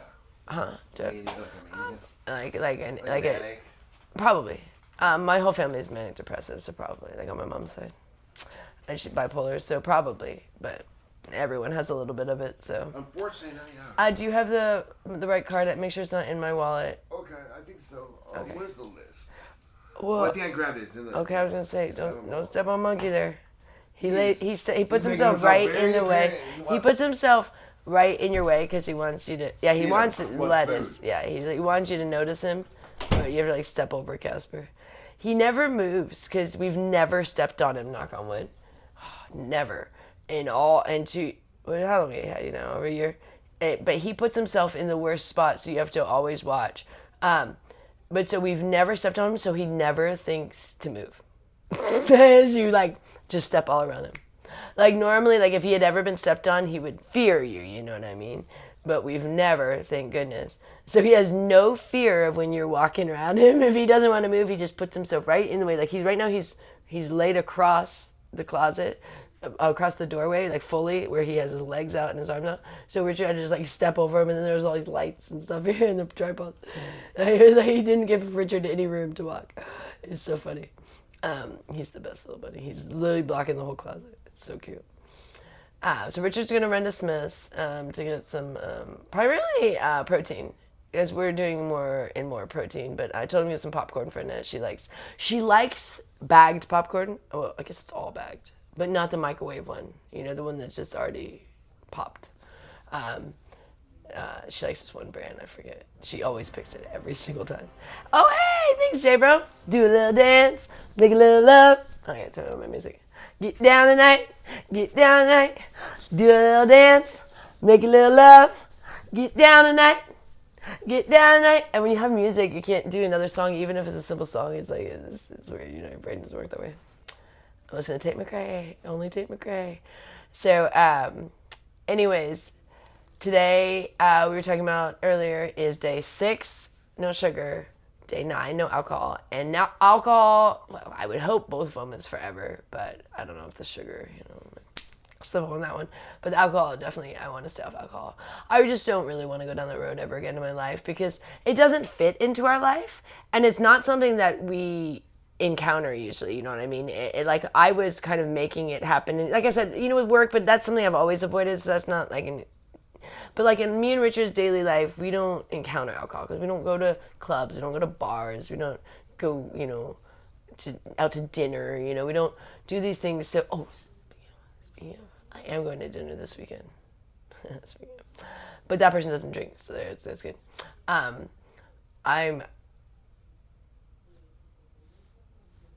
need to text that person. Oh my gosh, I just realized that. Oh yeah. Okay. I have a client I'm going to dinner with because he's coming from New York. It's my client the only client I ever go to, well, I've gone to dinner with a couple clients, but many years ago. But this client's the only one that I still go to dinner with, because he's done some really nice things for me over the years. He's like lending me money in advance, and then, I see him, and then I see him for basically, like, he doesn't pay me when I see him because he already paid me. He's done that many times, and he'll do it anytime I ever need.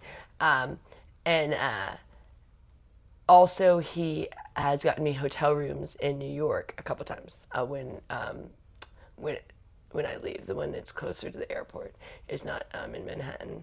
He gets it for free. He has a place where he has comped rooms. So like every month he gets like 2 days a month he can get like free rooms or something at this hotel. So he has offered that to me, and so I've taken him up on that offer twice when I was in New York. Probably won't do it again because it's convenient, but it was nice when I needed it. And it happened that one time when I got doxxed. After I got doxxed, I never stayed in another hotel room that I paid for that one trip.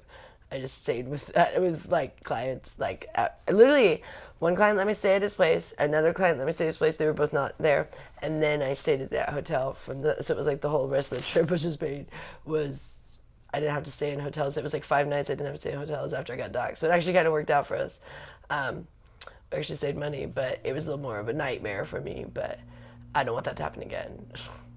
I have to be really smart this trip and just make sure I'm never showing my hotel. I don't think I'm even going to film in my hotel on any level. I think because it just is risky. I know that the last time I did with the white wall, but unless I have a scenario like that where there's a white wall that I could put something white, like a white comforter and white wall, but not even every place has comforters, so I don't even know.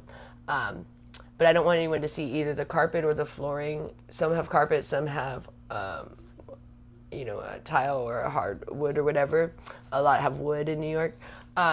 I don't want anyone to see that because those things can become recognizable. I don't want people to see the bed or, things on the wall because those things become under the furniture. So it's kind of a pain in the neck now. But I'll just film when I'm outside. And I don't want to be too close to my hotel because then people can figure out the general location. So I have to, trek a bit. But it's going to be good because I'm not going to be drinking. So it gives me little adventures to do to trek away from where I'm staying and maybe go sit in a park or something and do a blog or something like that. Or blog while I'm walking, but not when I'm in a certain spot, that's close to my hotel. So I'm just staying in different hotels, a couple different hotels. We never always know exactly how I'm going to do it because it kind of depends. Like what I'll do is we have a couple reservations.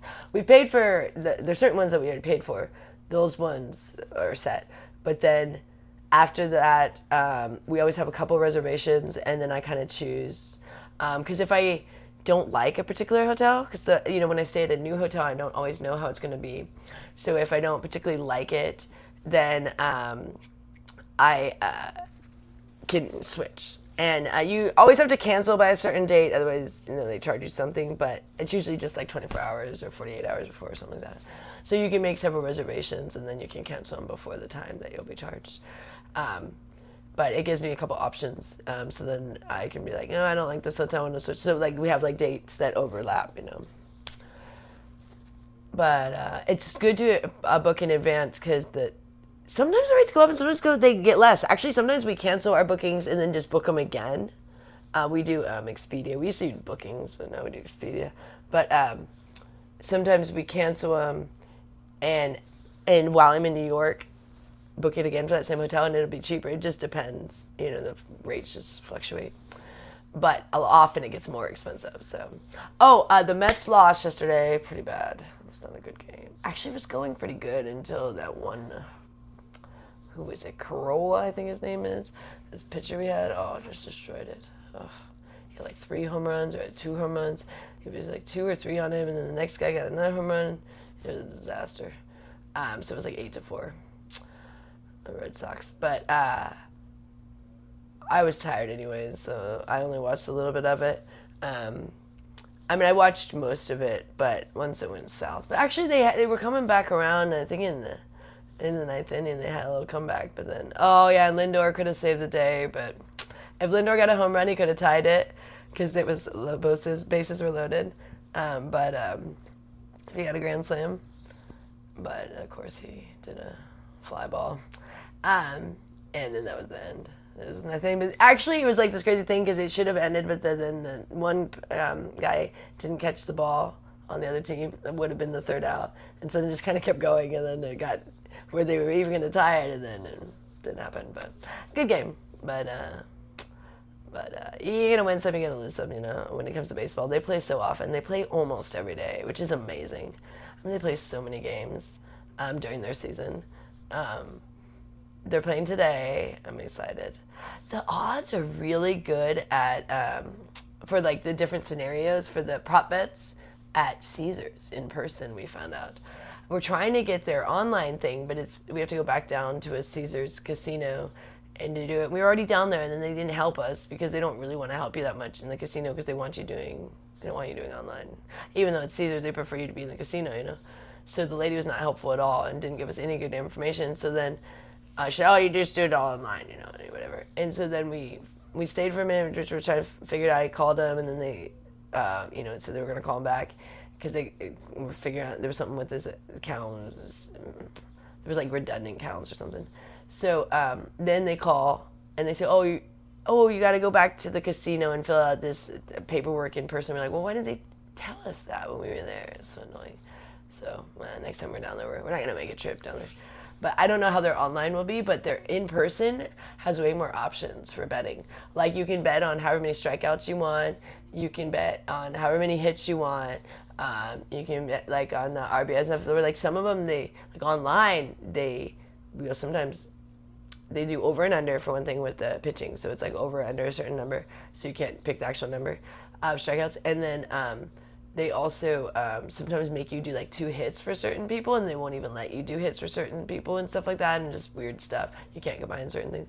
It's way more flexible in person. But I think that's how they want it. I think they want the online to be a little more difficult so that people do have an incentive to come in person. Because the casinos want people in person, not doing all this online. But Vegas, I think that's the biggest thing that affected Vegas even more than the pandemic was the online betting and the fact that you can bet in all these different states now and stuff. That really killed Vegas. Because people used to come for many years. People would come for all of the different sports, like when their seasons would start. People would come before and they would place tons of bets. And then they would have to come back to Vegas if they had won, you know. So it was really got people coming back, you know, especially if they won, because they have to come back to cash in their ticket, and you have, you know, X amount of months that it's valid, your ticket. So people would come before like football season and place all these bets, you know, and then, or they'd become, you know, before every event, before, you know, World Cup, before basketball, before, and then they would also be here during that time, you know, placing bets during the seasons. But now they can just do it all online, so that really hurt Vegas. And that's kind of why Vegas got into sports, because they were losing the sports betting a lot, you know what I mean? That they're trying to get into other aspects here, you know, like find other outlets to bring people to Vegas, like, oh, let's build stadiums, you know, let's have the actual sports events here now. Because they used to not even allow Vegas to have teams because they thought that would be too controversial with the betting in, you know, legal here. But now that you can kind of bet everywhere, now they don't care. That's why Vegas can have all these teams. Because, like, well, you can kind of bet anywhere now, so it doesn't really matter. So it's not like, people used to feel that if Vegas had a team that it would be unfair because it would be all, like, you know, cheating with betting and stuff. You know, they'd be, you know, throwing games and stuff because it's right here. But now that it's kind of everywhere, it's like whatever. And betting occurs with games no matter what, you know. And some people throw games if they're going to, you know, there's some cheating that occurs in all the sports, I'm sure, on some level. But they try to minimize that, I'm sure. But I'm really getting into baseball because I started to get annoyed with football because I just found it to be too boring as I got older. I used to really love football when I was young, but the more and more you watch football every year, you're like, it's just so predictable. Where baseball is so unpredictable. You just never know what's going to happen with a game. I mean, it just, in the beginning, I thought I was getting good at betting, but then the longer you watch, the harder it is to predict because you just never know. You know, you can have a player that does great, and then they're just really off one day, you know, and then they're great the next day, or they're off for several days, but then one day they get back on, you know, they get these dry spells, and then they get where they have, like, where they're really on it for a while, and so, you know, you could be betting on a player that's doing really well, and then he falls off, or you know, vice versa, or maybe you finally bet on when he was off, and now he's doing good, you know, whatever. But I don't really like betting. Richard likes it, so I do it a little bit, but I prefer to just watch the game now. Because it kind of taints it for me, because then I'm trying to win my bet, but I really just want what's best for my team. So I more want what's best for the team because I'm such a Mets fan now. So often my betting kind of goes, you know, on the back burner anyways. And then I'm like, I just wasted $5 for, you know. So I don't even really enjoy it anymore, but Richard likes it. He's always enjoyed betting a little bit. Like, not very much, but just like he liked to bet for like World Cup or March Madness, you know, or we would always bet for the Super Bowl, but just, you know, just a handful of little sporting events. We would do that, and that was always fun over the years. We've won some, we've lost some, you know, but it was always for fun. We've never bet much, but we're actually still ahead. Richard's got this money, and he has the MGM online. He got the MGM one. That one was easier to set up than the Caesars one, but we want the Caesars one. I think it's going to be better. So it seemed like it could be a better app. But anywho, Gloria and Annette did not go dancing last night because Gloria just was enjoying her bed. I think she didn't feel like going out. I think she kind of forgot. We didn't remind her because we figured, you know, she's just relaxing. But maybe she'll go tonight because sometimes they'll go Saturday night if they didn't go Friday night. But she went to the gym yesterday, and then her bed was all set up, and she was just enjoying that bed. So she had originally said she was going to go, and then she just never got ready. So I guess she doesn't want to go. She may have forgot, but also we were just like, well, you know, she's pretty content right now. So that does wear her out quite a bit, you know, but I know she enjoys it too. So I love that they do go dancing. But, you know, it does, she does get pretty tired the next day. But I hope they still go because I think it's important. I know a while back I was such a grump about it, but I was being stupid. Now I'm really glad her and Annette go. Actually, I was always happy once Annette started going. I thought that was really good. I thought that was really great that they were spending that time together. Because, you know, Annette spends a lot of time in her room. She's a little bit of a loner. She doesn't like too much interaction with other people, like a little bit. Like we go interact with her, but like on small levels. You know, you go and you say hi. You know, I put her clothes away. We say hi. You know, we make her food. You know, but we drive around. But like, she likes to be left alone a lot. Like, and she closes her door, and that means she wants to be left alone sometimes. But so, her and Gloria don't interact that much anymore. You know, because like they just don't that much. So I think that going dancing is super important because that's like their time together. So hopefully they'll go tonight, but if not, I'm sure they'll go next week. But they might go tonight because they have gone on Saturdays, and Saturdays are nice too because I think it's Friday and Saturday are both the fun nights for dancing at the little casino. But Gloria really wants Latin music, but the Latin music is way down at the Sahara, and I don't think they want to be down by the Strip because that's a different energy. They like up here is more, you know, the older people. Gloria likes, but they play Latin music down there, but I think it's a younger group, and she doesn't want to be all that far from home. Gloria likes to just kind of go, you know, the one that's close. But she really wished they would play some Latin music, you know, at this one.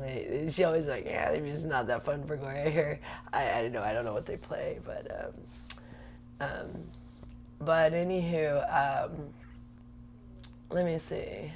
What else is going on today? I might work today. It depends on if the call comes in before I bloat. I'm going to try to maybe do 2 pounds a day, so then maybe I won't be so bloated for dinner, because it gets pretty uncomfortable after dinner. I don't get out of bed much after dinner because I'm so bloated at that point. And that'll eventually stop, but I do think maybe by just not eating that 3rd pound, that'll help a lot. But even by lunch, I'm still a little bloated, but not as bad. But this eventually will stop, the bloating. I won't be bloating forever like this. And this is day 6. Each day it's gotten better. Like this morning I woke up and I wasn't bloated and I pooed. TMI, but that was important because that was my first time in the last 6 days.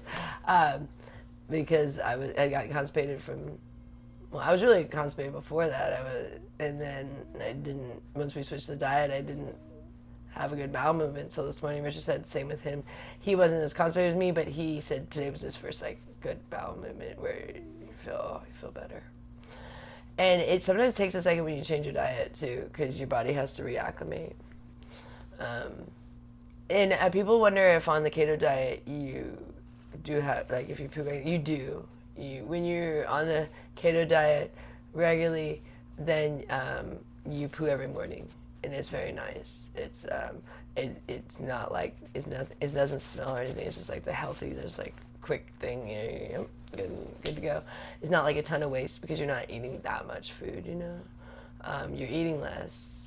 Probably than you did on any other diet, even though like 2 to 3 pounds, it seems like a lot, but that's still, when you think about everything else other people are eating, when it actually is more probably volume in your stomach. For like the things like when you think about the bready things or like rice, you know, rice expands in your stomach, or some of these things, you know, like these gluten things become like a glue in your stomach, where with the protein it just goes right on through. And it's very healthy. You know, people don't want to talk about things like bowel movements, but it is very important for your health. Like if you're not having, or if it's like super disgusting, or then something's wrong, you know, like like a doctor will examine your poo if when it's for certain health things, you know what I mean? And you can determine a lot. We went in, oh gosh, when I first was trying to get off of my eating disorder in 2015, I was trying everything to get rid of the bloating. So we went to have our colons cleansed. Oh, is that a wonderful experience? Oh, man. But it's embarrassing because what it is while they're doing it, there's a lady that watches your poo going out of the thing, and she talks about everything in there. She's like, oh, I can see you have, you know, you got the yeast in there, and talking about it. Oh, God. She was the first one that told me about the candida and the yeast. She said, oh, you have a lot.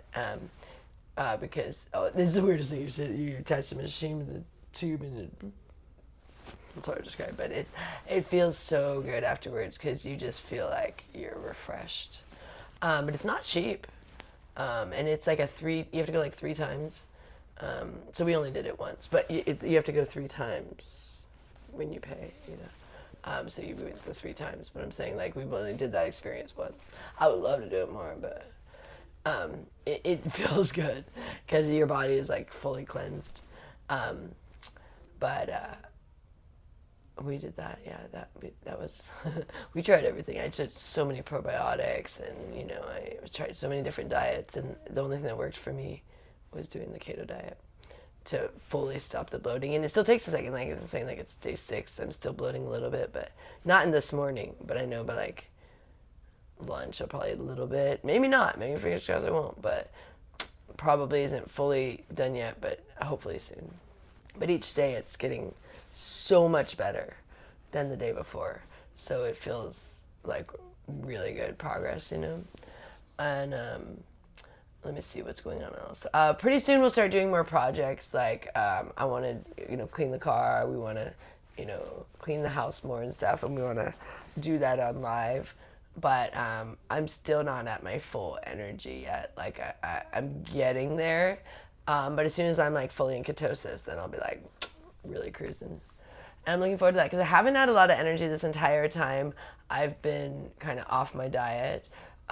Because I don't get a lot of energy when I'm eating unhealthy. Like I get a little bit, you know, maybe a little boost from the sugar, and I get a little energy when I drink in the sense of like I don't want to go to sleep, but I don't really have like energy to do a lot of stuff. Does that make sense? Like it's not like I might go for a walk or something, but it's not like I'm like, oh, I want to go, you know, scrub the walls or something like that, you know, when I'm drunk. So during those times that I was drinking and eating bad, I was really not that productive. I was just kind of getting the bare minimum done. So now that I'm getting healthy, I want to start doing more. You know what I mean? Like doing the bigger projects. Like the stuff we were doing in the beginning where we were, you know, well, we like kind of what we did yesterday, but even more, you know, like, and I was even bitching to put that bed together, and I found out how easy it was, and I was like, oh, okay, good. But I was like, oh, I didn't feel, because I was bloated when we had to do it, and I was like, oh, God. But it was actually so easy. It was just heavy to get out of the box. And you had to be very careful because we were reading the directions, you can break it really easily. And it definitely took 2 people. So that guy couldn't have put it together. I just can't believe that.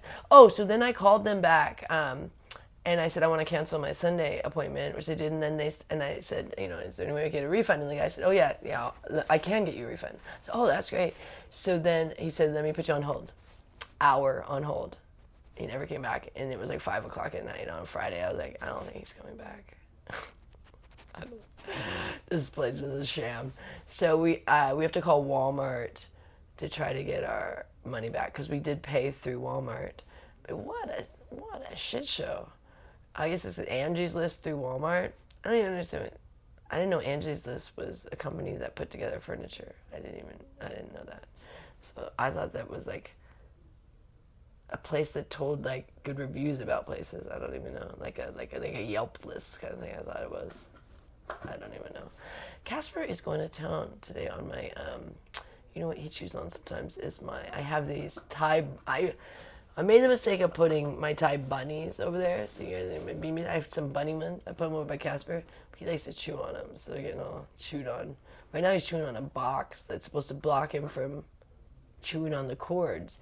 There's a box that covers the cords, but he's chewing on that box. He's just going to town and stuff. And he's literally just tearing apart his little play area. He's so funny.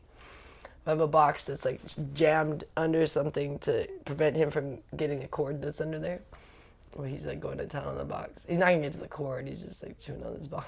He's just shredding the box. He's so funny. Good. I'm glad he's being active. He's mad he wants his lettuce because he hasn't had breakfast this morning. I mean, he has his kibbles, but he wants his lettuce. But then he's just tearing apart his little play area. But that's good because at least he's doing something, you know. He's not just sleeping. He was sleeping so much when he's eating all his carrots. He would eat his carrots and then he would just go sleep under the bed. So now he's like out and about most of the day now. I mean, he does go sleep during the day at some point because that bunnies sleep more during the day. At night, he's like up all night. He just runs off. I always get up in the middle of the night and I'll look down and he'll usually be like right by my bed just laying there. So then I'll get down and I'll pet him for a bit. It's really sweet. And then he'll run around a bit.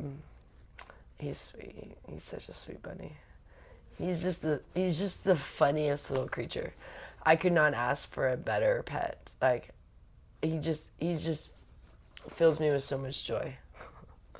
He's brought so much happiness to me, Richard. Richard loves him. I'm glad they played that little game now with it, because Richard now just like has a kick with him. At first, Richard wasn't as fond as him. I mean, he liked him, but like it was like he was like, all he wants to do is cuddle with Joy kind of thing. But now that they have their little games they play, those guys are buddies. They're really bonding. I mean, Rich always loved him, but he was kind of more, obsessed with me, and then like all depressed when I was gone. Now I don't think he'll be as depressed because he's being more active and he, playing this little game with Rich and stuff. So he'll still have all that when I'm gone. You know what I mean? Whereas for a while it was just cuddling with Mom all day, basically, and then I'd go and then he would just sit there by himself. So now he's entertains himself fully. He doesn't barely want anything to do with me. I mean, he does, but not as much. Like earlier, he wanted to be brushed, and so I brushed him and stuff like that. And he likes a little bit of cuddles, but he used to be like all day cuddles with me. And so then when I would leave, I'd feel really bad because it was such a switch to be like we spend all day together or like no time. Now he's being more independent, so I'm glad about that. Because now I feel more comfortable when going to New York. I'm not as worried about Casper. So. But anyways, what's everyone doing for their Saturday? Vegas is actually, I don't know what temperature's going to be, but it was, you guys saw I was out there, and yesterday it rained, so it's actually been pretty pleasant yesterday and today, but I don't know what later today is going to be like. But anyways, let me think what's going on here. Richard is at the store. I'm actually getting pretty hungry for breakfast. Which is good. It's 8 o'clock, so that's good. I don't really like eating before 8 because especially I might try to do 2 pounds today. Other burgers, which is still a lot. That's a lot of meat if you think back. I'm a small girl. 2 pounds of beef. But if I have a later breakfast, it'll be easier. Like the later my breakfast is, so by the time I have breakfast, probably be closer to 9. Then it'll be easier. But when I have breakfast like at 6 a.m., then it's you're just extending the hour. So honestly, the kind of later you can do breakfast, the better if you're trying to just do the 3 meals a day, because it's actually kind of, I don't know if you guys are like me but before I have breakfast, I actually am not usually that hungry. Like you kind of they call that breakfast is you're breaking your fast. So through the night you're fasting when from the time you stopped eating to whatever the time is. If you eat late night, that's not good. Richard does that sometimes. I'm not a late night eater, luckily. So I usually cut off right around dinner. But so you go from dinner till breakfast. So then when the first time you eat, then you're breaking your fast. So sometimes I kind of like to extend a little longer before I have breakfast because it kind of feels good before you've jumped into your food for the next day. But I do start to get hungry for the thing with the keto diet is you can go much longer in between meals than if you were doing sugar. Like sugar, you'd feel much more famished. But then there is a point where you're like, okay, now I'm hungry. You know what I mean? But it's nice because if you are busy, you can sometimes go longer and not feel like when you're doing sugar, sometimes you might be able to go longer, but you're really hungry the whole time. When you're doing keto, that's not the case. You can feel like you're really hungry, and then you kind of kick into second gear, and then you're fine. And that's what I like about the keto diet because like I said, you're using your own body as energy. So it's not necessarily the food that's giving you the energy. It's just the food's kind of like fueling you for future energy. So you got to keep yourself, fueled up, but you don't necessarily need that at that minute for the energy, and that's what's nice about it. Where with sugar, you're going from sugar to sugar to sugar, So you literally are needing... Oh my God! He is pulling the bunnies from the second shelf now. Look at this little rambunctious guy. He's pulling all my little Thai bunnies. He pulled it from the second shelf. You're a little monkey today. So I have 3 shelves of bunnies. He got it from the second shelf. He stood on his hind legs and pulled it off the shelf. He's so cute. He's so funny. You're a rambunctious guy. Richard's getting your lettuce. Don't worry. We just give him lettuce now. He doesn't get carrots anymore. He's just having the best time over there.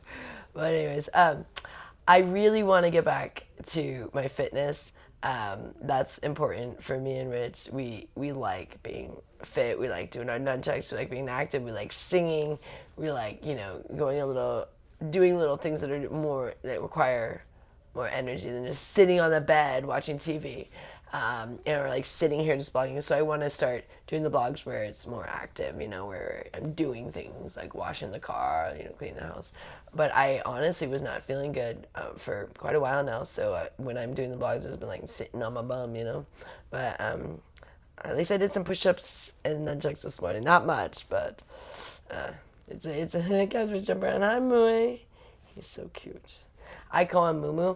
And there's some advertisement for the Mets that's called Moo Moo, and I'm like, oh, that's so cute, because that's what I called him that before I ever saw that. But I call Casper my Moo Moo man. I call him Moo Moo man. He's the sweetest. I do have the sweetest bunny. He's also a little nightmare too at times too, but that's what I like about him. He's spunky. But I do feel that, because I've had several bunnies and he's been my favorite by far. And I just feel like no one has a better pet than me. But everyone loves their pets probably more than other people's pets. But that's just how I feel. I feel like he's just the best. I feel like I scored. And someone just gave him to me from Twitter. I don't know the person. I still don't even know him. I mean, we met him the one day, but that was it. And it was about a 10 to 15 minute interaction. He took Casper out of his car and gave him to us, and then that was it,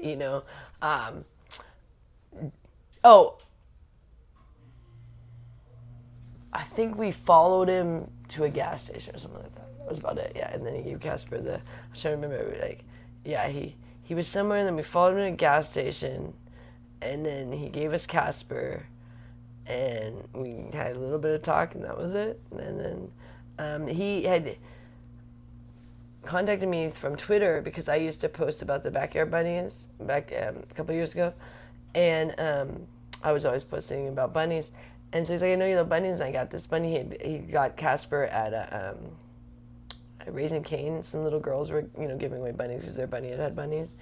And he had named him and everything. So Casper was the name that they gave him, either the girls or this guy. And so we kept the name, which I thought was cute. I thought it was an appropriate name. He looks like a little ghost. He's so cute. He's white with the gray, and he's gray little. He looks like a little gremlin. But I almost backed out because the guy was kind of kept changing the date, because first he said he was going to give me Casper on one day, and then he said, can I keep him for the weekend? I actually kind of like him, but I can't take care of him. And I said, sure. And then he kind of was pushing out the time, and I was like, is this a joke? Because from social media, people can mess with you. And I thought someone was messing with me, and I was like, this is mean. This is cruel, because he sent me a little video, and I was like, is someone just messing with me? There really is no bunny. I started to think this, and so I almost gave up. And then Richard's like, no one's going to do that. I mean, people would now, but this is before we had this much hate. And so he said, just stick with it. I'm sure the guy will come through. And because I was getting so excited, to have a little bunny. And then finally, it came through. And we've just never been happier with Casper. I mean, and he's been a lot of work for us. And he's not cheap, because just his bedding alone is a fortune. And we spoil him rotten. So he's definitely become an expense. And, we didn't have a lot of money, but it's like, what are you going to do?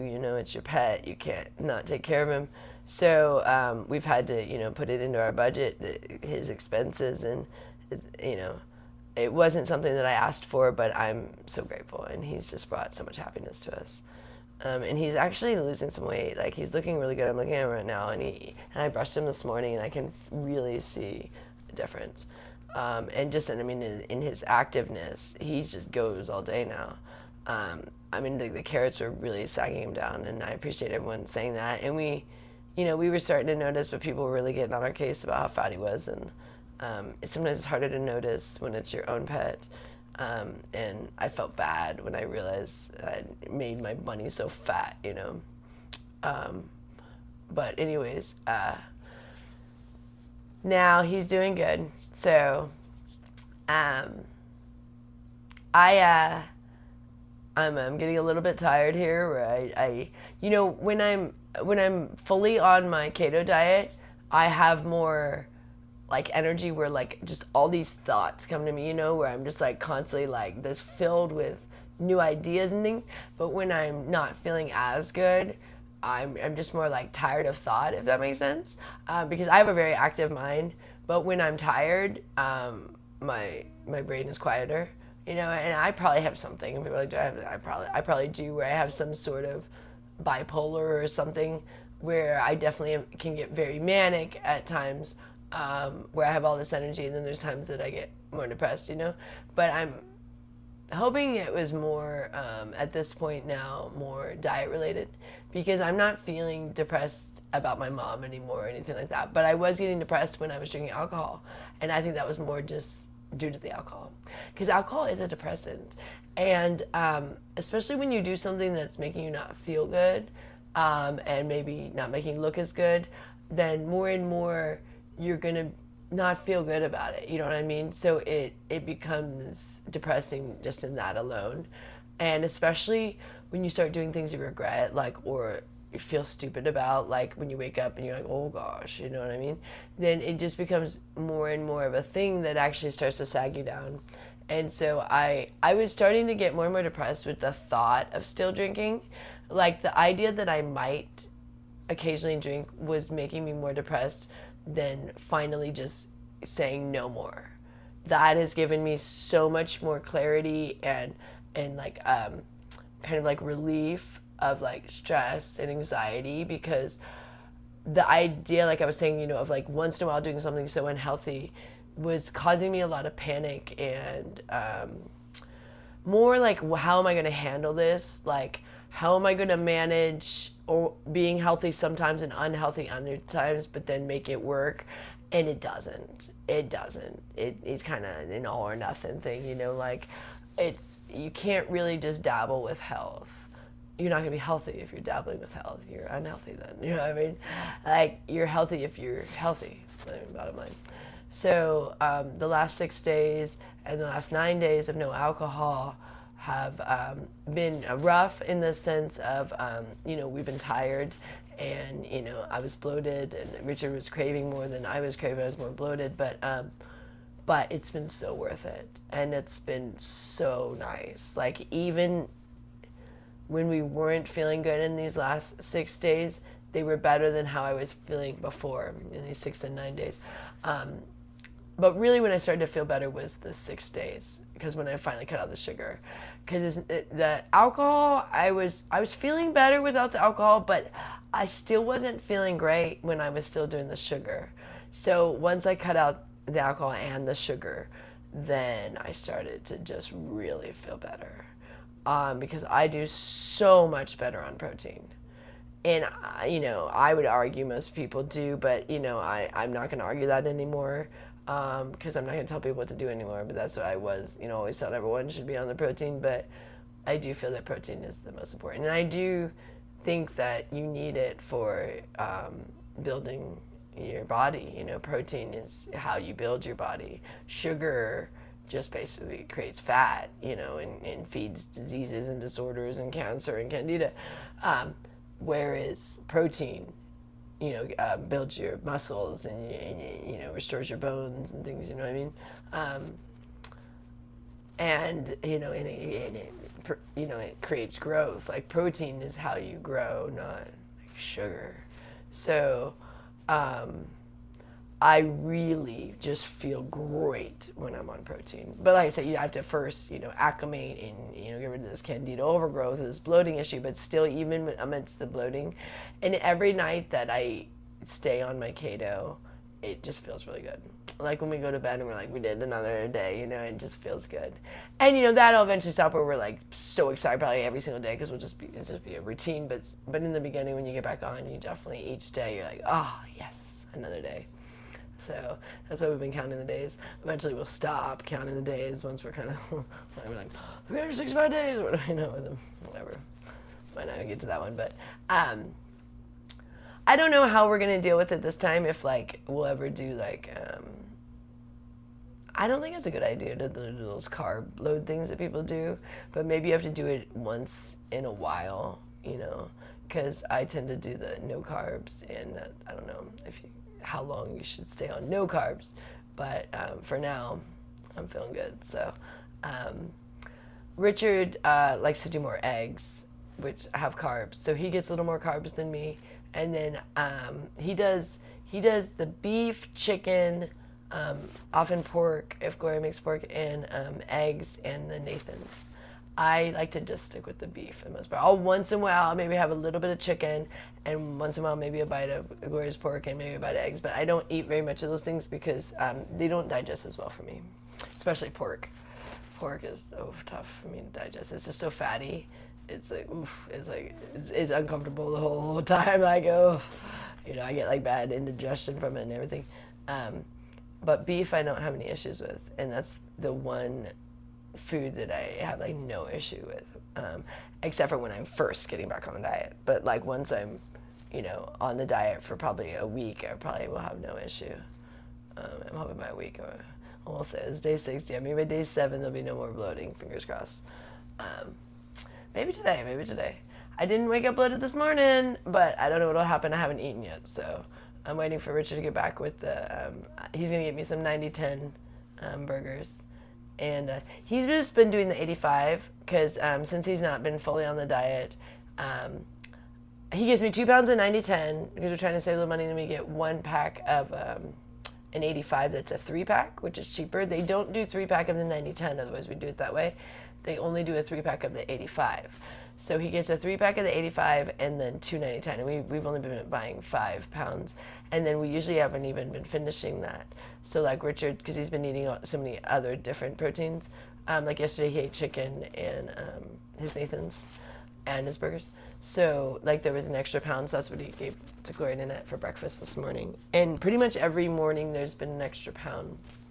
So even with buying 5 pounds, there's still been an extra pound. So we're really going to like 4 pounds. But we get the 5 because the 3-pack is a better deal. So we probably could just buy 4 pounds at this point, the way we've been doing it. But the 3-pack makes sense to get, and I like to get 2 pounds of the 90-10, so then it ends up being 5. But yeah, so Gloria and I had burgers this morning, and Richard made Gloria a. Oh, there's Rich. He's jumping on the comments. He made them that chicken omelet, so that's so good. That was smart because sausage is not the best protein. You know, Gloria always liked sausage in the morning, is why we were doing the sausage. But you know, I think chicken or beef is better than sausage. I don't even know what sausage is really. Like, what is sausage? But Richard is now doing the Nathan's. I don't know if that's the best in the Nathan's hot dogs. But it's funny because those were my mom's favorite thing, and then he just like one day started buying them, and he was like, "I want to do these Nathan's hot dogs instead of the kielbasa because that's like sausage." And so I think that's better. I mean, it is a hot dog, but Nathan's seem pretty good, and like it doesn't seem like it has a bunch of extra weird additives or something. But I don't do the hot dogs, Richard does. But my mom was always obsessed with Nathan's hot dogs from New York. And if you get one in New York, they're so expensive. I did one time on one of my trips. I got it from one of them Nathan's hot dogs, little stand. It charged a fortune in one hot dog. I was like, forget that. But they're cheaper if you get it from the stand that doesn't say Nathan's. Like they have ones that specifically say Nathan's. But when I was a kid, my mom used to always talk about Nathan's hot dogs from New York. And she'd talk about all the things in New York. I remember talking about Coney Island. And me and Rich were gonna go there. It's so ghetto now. Oh, he's back! Yay! Oh, yay! This is what the little guy needs. Sorry, they didn't have any. Oh, that's fine. No, he don't need carrots, so that's good. No, you don't need any, so that's good. We don't need that. Great. I'm gonna You don't need carrots no more. Oh, good. If you want to go ahead and make yourself breakfast, Oh, perfect. That would be great. Yeah. Have you had any sort of breakfast? No, not really.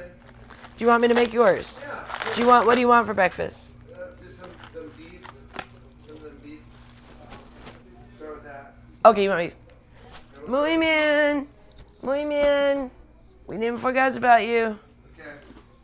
Hand me the microphone. Okay, here you go, guys. mister. Thank you for shopping. Yeah.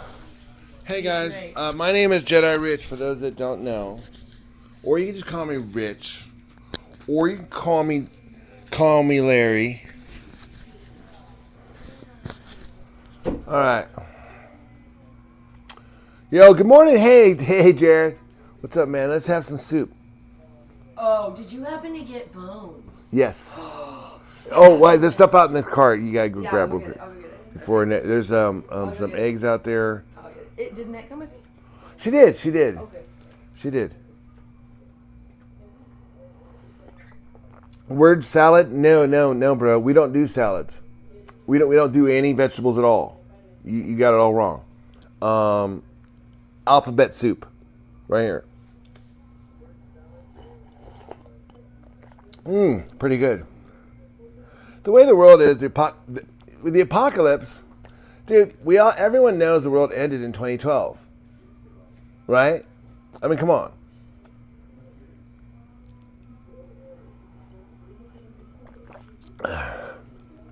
Well, dude, click the link. Come on up here. If you think you can talk more clear than me, and you think you're a better streamer than me, then why don't you come up here and show me what you got, bro?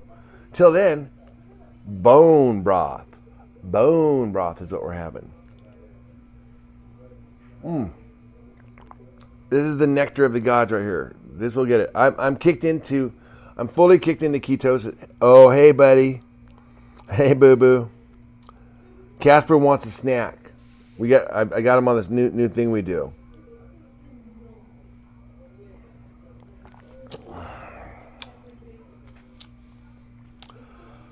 Yeah, we all got. I think they're going to Mars. Is where they're going. I don't know. Yeah, I think that's where they're going. I think they're on their way to Mars. And I think you're gonna have to have a lot of money to get there, or be Katy Perry or something.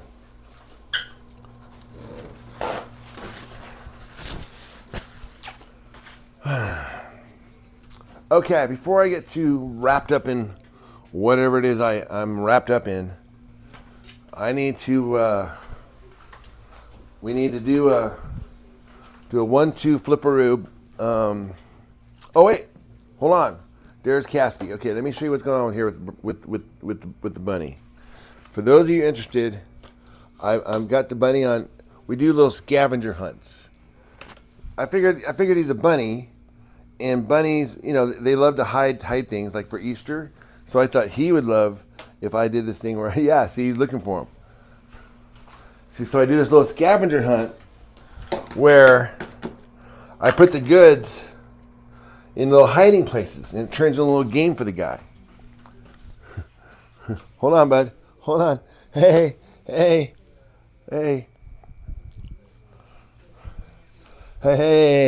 there you go, buddy. Good job. You're going to have one over here, and I put one on a little ramp over here. Hi, buddy. Hi, boo-boo. You having a good morning? You having a good morning, buddy? Good. Look, I saw you tearing up your toy. That was good. He is the cutest. Yeah, Casper is probably the best bunny, I would say, in the world. And that's a fact. And I'm not just saying that. I know everyone thinks their bunny is the cutest, but my bunny right here, Joy, spends like hours. Come on, buddy. Come on. Let's go over here. What's up there? Yeah. What's up there? Yeah. Is playing the game? Yeah. We're doing a little scavenger hunt. I'm gonna make these bones today. These are great. Yeah, did I do good? Yeah, you did fabulous. Good. Get some more of this soup, because I am plugged in. Just pour it in my bowl there when you empty it out. Cool. Bro, gotta start paying rent. You do? Shit, bro. Paying rent is for suckers. You gotta figure out a way around that. You gotta either figure out a way to own shit and then subdivide it out so that when people are paying you rent and then you pay the mortgage. That's what you gotta do. Oh, the bunny's got... Dude, are you kidding? Don't you ever charge a bunny bunnies are good luck, man. I mean, would you charge your horse rent? I mean, come on. I mean, basically, you ride the guy all the way from wherever he came from, Colorado out west. You know, and now you're here. You're like, hey, bro, listen. I know. I literally rode your back all the way here, and some could say that's sweat labor, but you've got to start paying rent. You got to go, Chris. Okay, Chris. Go take care of that. You know, I used to be down on people that used, like, you know, they were coming off other drugs, used other drugs to take out other drugs. You know what I mean? Like, oh, look at him go. Look at him go. He's so damn cute. Sorry, guys. He's adorable. Oh, God. I was entertained by him all morning. He's so adorable. I was commenting on all morning. Carrie, all right, dude, you're in the right fucking place then, bro. Bro, it's 8:30 your time. Why? We are not getting high. Oh, I need some weed, actually. This is 2025. Okay. And in 2025, that you can go to a doctor, and if you're depressed or if your life has just reached a midlife, instead of, like, you know, hitting the bottle or doing pharmaceuticals like Prozac and stuff that make people really wacky. I did Prozac for a minute. Prozac probably ruined my life. I would say, of all the drugs I've done, Prozac was the worst. And I did that for a very short stint in New York City. And that's what kicked off a lot of my evolution, I guess you'd call it. Look at him, he's so active. I know. Look at what he did to his toys down here. Do you see what he did down here? He pulled this tunnel in here. Here, you talk to him for 5 seconds. Do you guys see how he teared up his toys? And he loves getting on that chair now. Here, I'm just going to clean this up and then I'm going to start breakfast. I got to switch his towel out. He gets these little... Marvel, what was I saying? I forget. I'm making a load of her right now. Wait, but now they can't hear you. See, you do the talking. I'm not talking. I'm just cleaning. Well, you were telling me... No, but I'm done. I was saying he just tore up his little area. Here, you talk to them. I'm just putting this away and then I'm going to start cooking. Let's clean up his little area here. Put all this stuff out. Okay. Yeah, you pulled everything out. What are you dozen? Give him another little goodie up there while he's up there since he's on camera. He'll enjoy it. I'll enjoy it. Here's the thing. I don't know if you've ever... who's asking... Marvel, are you asking questions about medicinal marijuana? Right. There's really two ways. It's weird about this drug. I'm not even going to call it... In fact, it's not even classified as a drug. It's classified as marijuana. So let's call it that. But there's two ways that you can go about it. You can either go about it recreationally, where, like, shit, you don't even want to get behind, you know... Forget about driving. You basically don't even want to, like, get out of bed. You want to, like, you know, the room is spinning. You know, who knows what's going on, or you can't stop laughing hysterically. And you're a weekender. You know, you do it on the weekend. You take the bridge or you take the tunnel into town, whichever one you prefer, and you go in and you find some dude on the corner and you do your weekend thing and you're recreationally. Now they also found there's huge benefits into, like what Snoop was saying. Snoop would say, do it every day. And he wasn't kidding. And when you do it every day, well, two things. One, it kind of sucks because, in a way, you kind of lose your recreation, you know? You lose your, what you used to be fun is now just kind of more medicinal. And so it's not nearly as fun. But, you know, it does, I mean, when you figure out that, like, wow, you know, I'm more uplifted. Like right now, I don't think that we'd be able to do this diet, get back on our health, if we weren't doing the weed. I think we'd be still stuck in our old addictions, eating sugar, maybe even drinking coffee. Joy might even be drinking alcohol. We don't know. No more. But the weed helps to uplift. And someone was talking about how, you know, they have some psycho, what do they call it? Psychosomatic? No, psycho something properties. Anyways, but someone was saying that in order to change your addictions, you have to rewire your brain. Sometimes I feel like the weed kind of resets a lot of things, not just your brain, but let's talk about that. But resets the brain for addictions, but also like for diet and for like just health. I mean, it's kind of weird. Psychoactive. Thank you, So King. Yeah, that's what I was trying to say. Psychoactive stupid. Stupid. I don't know that one. Psychoactive stupid. Stupid. How you say that? Stupid. Psychoactive stupid. Yeah. Okay. Psychoactive or is that Stoop ID? Yeah. Okay. Psychoactive Stoop ID. Is that a new thing? Is that like an AI thing? Okay. Psychoactive Stoop ID is what you need if you're an AI and you want to get high. Yeah, like Stoopy, like Stoop ID. I got it, man. Stoop ID. Look at this bunny though. This bunny likes that Timothy Hay the way. Yeah, you sure can. Here you go, right here. It's all ready for you. Looking for more goodies. No, I was enough. You come in here last. You be too last.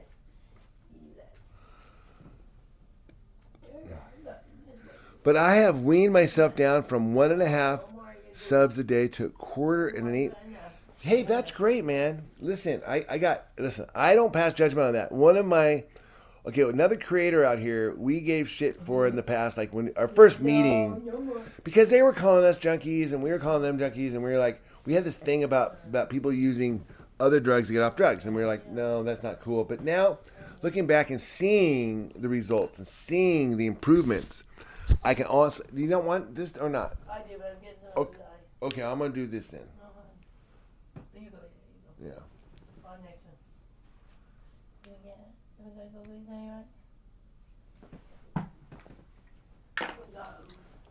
you want to cast this?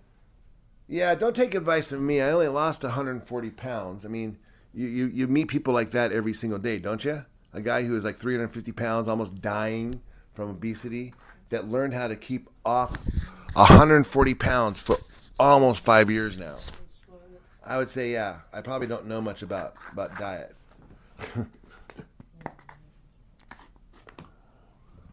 I would definitely definitely go to the gym and talk to those guys.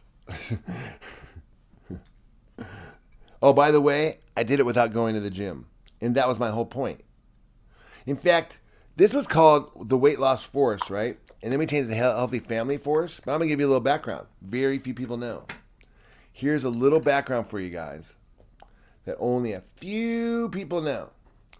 The Weight Loss Force came because we called this weight loss for CEOs. Okay? But now when you did weightlossforceos.com, it says weight loss force. Oh. That's how it all came about. We bought all these websites, too. Ganjan, Snoop, I don't know what happened with Ganjan, but I remember how I was calling him out a little bit. I might have been right, because I got a message from someone on Discord that was like, dude, check in on him. Is he okay? Because he was he was just blowing up he was very friendly with the ladies. Anyways, but he was blowing up one of the, I'm not going to say who it was, but he was like just blowing her up. And like basically he's like, dude, can you please call? I had to block him, but I'm worried about him because I like him, but I don't know. So I don't know if he was a drinker. I don't know his story, but yeah, I miss him too. I don't know what happened, but I think he crashed out a little bit. It's oh, fantastic.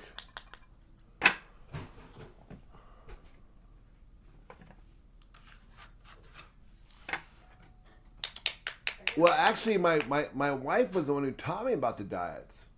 She is actually really, really good at losing weight. I mean, she's kind of been obsessed with food for her whole life. And the only way that she figured out how to do it was by abstaining from eating. And that's how she also managed to get through like high school without having sex or go through without drinking or partying. Just abstain. Well, as she points out, abstaining isn't really what, like, to abstain is easy, all right, but to be able to kind of like to be existent with it, like, that's a different situation.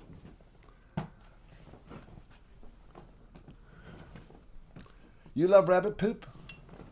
Oh, good. He's eating his carrots. I mean, his breakfast. Hi, Turbo Times. Where's Bud at? Yeah, so we actually learned quite a bit about diets in those caves, man. We hit the caves for 3 months. Back then, we weren't even doing what we're doing now. Consistencies. Are you being trying to be funny right now, MD? Because that's hilarious, right? You realize the oxymoron with that, right? MD, consistency is the key to change. I think you're trying to be funny. I hope you are, because it's hilarious. But I'm getting really stoned. Yeah, I've been out the age like 2 years and 2 subs. You find it in the oddest of places. What, love? I know. Looking for love in all the odd places.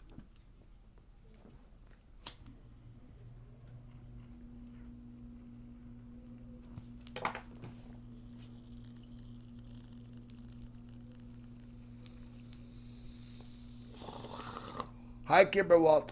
How are you? I hope you're having a fantastic day. It's a beautiful day here in Las Vegas. We're doing our best to enjoy ourselves, enjoy our life. And by the way, even if I wasn't doing this medicinally, who was complaining about me doing this at 8:30 in the morning in Las Vegas? This would be like the healthiest thing people are doing right now. You'd not believe what people are doing on a Saturday morning in Las Vegas. I only find love in papayas too. I love papayas. I think papaya is the best love, better than a cherry pie. I love papayas. They really are. If you warm them up, they're the most lovable thing. Casper looks like he has a lot of weight. Good morning. Yes. Yes. Yes. Skirt chasing free base and killing. Never mind. I'm just kidding. I'm just kidding. Has he? Do you see it? He has. We got him off the carrot tops, and I also got him exercising. And I'll tell you how I did it. The way I did it, He-Man, was I got him these little treats that he loved. And then I played these little scavenger hunts up and down those stairs. So I hide him, but like in the middle of the night, he's like going up and down the stairs looking for him all the time. So he's getting exercise. Because I was reading, you can't really give a bunny an exercise wheel and a treadmill. I don't see him using a treadmill. Forget about a Stairmaster. But I figured let's create one, and that's how I did it. So I got it these treats that he loved, and then I hid them on the stairs, hid them up in his house, hid them up on there's stairs inside the house. He hates the ones inside the house because he has to. It's tricky. But anyways, point is now he's running up there and jumping on stuff again, whereas before he was just chilling out. Which goes back to my other theory. Like if you take humans, man, and you let's just say, I don't know, you take away a person's drive, right? Well, what are they going to do? Like they get kind of bummed out. They just sit there, right? Like what used to get them excited, like in their 20s, well, is either illegal or unhealthy or times have changed, and you're in your 30s or 40s now, and people aren't doing it. It's like that time is gone for you, and it's like awesome. Got the soup going. Hey, people are noticing that Casper is looking healthier. Oh, does he look smaller? He looks like he's lost weight. Good, he has. I got him on I told him about the exercise program I put him on. Yeah, I've been talking about it all morning with Casper because he's been so cute. I'm going to keep talking about him. He's just so entertainingly cute, so it kind of helped. Yeah, he's so cute. He's been really cute lately. Well, yeah, because now oh God, look at him go. He's loving the. So cute. Well, also he's loving the lettuce. He's loving the lettuce. Yeah, he likes the lettuce. He loves that lettuce. Okay, here's your weed all ready for you. I haven't started the breakfast yet. I was cleaning out there. That's fine. I'm going to start in a minute here. I might do a banger first anyways. Get that out of the way. I could watch this bunny cam all day. I don't know about you guys. I could just be like, I mean, he's not going to do this all day. That's the thing. He'll do this for 15 minutes tops. He's a very short attention span bunny. I kind of want to get him a psychiatrist. How much? I know I got to get. Honestly, quite honestly, as he was losing weight, I was gaining weight. So You jealous? Not that, but in order for me to weigh him, I've got to weigh myself. Oh, you had to be like accurate. I had to put myself on the scale, so I didn't want to weigh myself and say, "Oh, shh." And so I've been 6 days on the no sugar thing. I know it doesn't sound like much, and we used to be really rigid, so rigid. I feel like I'm channeling that bunny right now. I feel like the bunny is like talking through me. I can see his feet when he was large. His feet could not be seen. Yeah. He's doing much better, yeah. He's doing better. And we're also not leaving the food out so he grazes all day. Well, like he finishes this and then that's it. So it's like whenever he finishes it, then he's done. When he finishes that lettuce, that's it. So it's like his choice when he wants to eat it, but he doesn't get more. It's the social circles that are difficult after you stop. I can only imagine. Because Well, we don't give him the whole head of lettuce either. He didn't get the whole head. I had half yeah, now. like half of it. I broke it, so I still have half left. I didn't give him the whole lettuce either. I broke it in half. I gave him like half. I gave him like half a thing of lettuce. Half. Sometimes I'll give him a little more later, but depends. Like often it takes him most of the day to eat that. So. Yeah. Hey, He-Man, thank you for noticing. Yeah. His weight did blow up after his surgery. A lot of it was surgery based. Yeah, no, it blew up after he got neutered. He was very active and he didn't want to eat all the time before he got neutered. Then once he got neutered, all he wanted to do was eat. And But now he's found something he likes more than yeah, he sex. loves that game. I need to do his litter He boxes loves the too. game. I do his boxes every day, but I haven't done it yet today because I actually came on and blogged right away. Hey, Yolanda, how are you? Yolanda's calling all the way from Spain. Hello, Yolanda. You are doing fabulous. Hi, Snoop. Good morning, guys. Thanks for stopping in, He-Man. Your timing, I know you're not really here. You're kind of hanging out. You're busy these days. Here, but it's not taking away. Okay. You're busy these days, but your timing is like Jedi timing. No, it's good. Because, we got some trolls in here, and they're always trying to hurt our feelings and say mean things. And, of course, someone said something like this place used to be cool before all the cool people left, or something like that. How the OGs were not hanging out this morning. And I was like, yeah, there wasn't. And then all of a sudden, Snoop shows up, and then you showed up, and you haven't been here in I haven't seen you in a couple of weeks. So that's why I thought it was cool timing, because because the first person I thought of was yeah, I guess I haven't seen He-Man in a minute, and then boom, there's He-Man. I'm not saying you have to show up. I'm just saying it's just one of those things. I was feeling kind of bummed, and that's why I am genuine. I'm expressing when I say I'm really excited to see you. I'm giving you context to what would make that true. Now, can you see why I would be excited to see you? It doesn't even matter whether it's you or not. It's just kind of yeah, you're right. I guess a lot of the old people, and someone mentioned Ganja, which, by the way, I don't know, man. I heard I got some weird stuff from him, but that's okay. I miss him too. I don't judge him, and I don't like that. But I think he might have. I hope he's doing okay. I hope he's not suffering. I was watching your videos and the way you let your drugged up woman attacking your mom. Well, she wasn't really on drugs that much then, but the reason why it's not about letting. It's about more that there were issues in this household. You came in okay. Imagine Star Wars having 12 episodes. 12 movies, right? And we've all watched all 12, and we're on the second time going through, and we're on the movie number 7. You came in for the first time watching movie number 7 and made all these judgments and jumped to conclusions. You didn't see the whole story, and then you didn't even know what happened at the end. Yeah, 2 years ago, sure, if this was still going on for 2 years, I could see your point. I would not let that happen. I didn't let it happen. But if Joy needed to express herself and Gloria needed to, do whatever Gloria needed to do, and at the end of the day, Gloria knew that Joy was angry. Not at Gloria.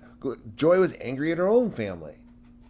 And we posted a video about that. But as you pointed out, you watched a video from 2 years ago, ignored about 2,000 videos, ignored 2 years of receipts to make your point. And it's like, dude, well, come on. Stay up. It's like, dude, it's like you're still like in Psych 202 and we've moved on to graduate school and you're still asking questions. I'm like, bro, put your hand down and just listen for a minute or go back and watch the videos that we put up recently instead of like focusing on all. Listen, I got to do this next bong hit. Otherwise she's going to come back and she'll be mad if I'm not done. So don't distract me anymore with your, I know a lot of y'all just need a lot of attention. I don't mind. I need attention too. We all need attention. And I got an argument. Okay. Do you know why Joy's not getting teaching lessons right now? Because the piano teacher who I talked to, the singing teacher I talked to, I'll tell you in a minute. Let me do this and I'll tell you. Because I've been keeping my mouth shut too long. Hi, Yolanda. I got to tell you this. What time is it in Spain right now? Well, actually, that wasn't abuse. Having an argument or disagreeing about something, it is an abuse. And if you're in your household, if you view any sort of argument or fight as abuse, then I imagine people are very, very scared to express themselves if they're angry. And people get angry. And you express it within your own family. But no, sorry, you call it abuse, but guess what? 8 agencies investigated what you said because you guys freaked out. And they talked to everybody individually, they looked at the video, they did everything, and they concluded it was not abuse. However, you want to hold on to that. And when I saw you write, you said, oh, the police don't care. Police don't care? Police were out here 4 times. They came out for the bunny 3 times. 7 times right there, just for the cops. So don't say the police don't care ever again. Because police do care. When you tell them that someone's being abused, they give a shit. They don't care about false reports. In fact, that irritates them now. In fact, the 7th time that they came out, they literally rolled their eyes and they said, no. Just forget it. I'm just here. I'm just telling you this. Don't put it on the camera. I'm not going through that shit again. These losers over there, whatever. They didn't call you guys losers, but they're like, listen, here's what's happening and we're out of here. Bye. I told you. It's like basically they said, look, I had to do what I had to do was come tell you something. And that was it. And they left. Meaning that they were fucking tired of it. They know there's nothing going on here. In fact, there's a lot of positive things that have gone on. In fact, Gloria just got a $3,000 bedroom makeover, which I know it's not much. And, for a lot of you guys that have a steady paycheck, husband or whatever, you guys got your houses and your loans and all that stuff. I get it. There's a lot. But this is cash basis. We're doing this on our own and Joy with no education, whatever. I mean, the way she's doing it, that's great. And how it turns out in the long run, who knows? Who knows?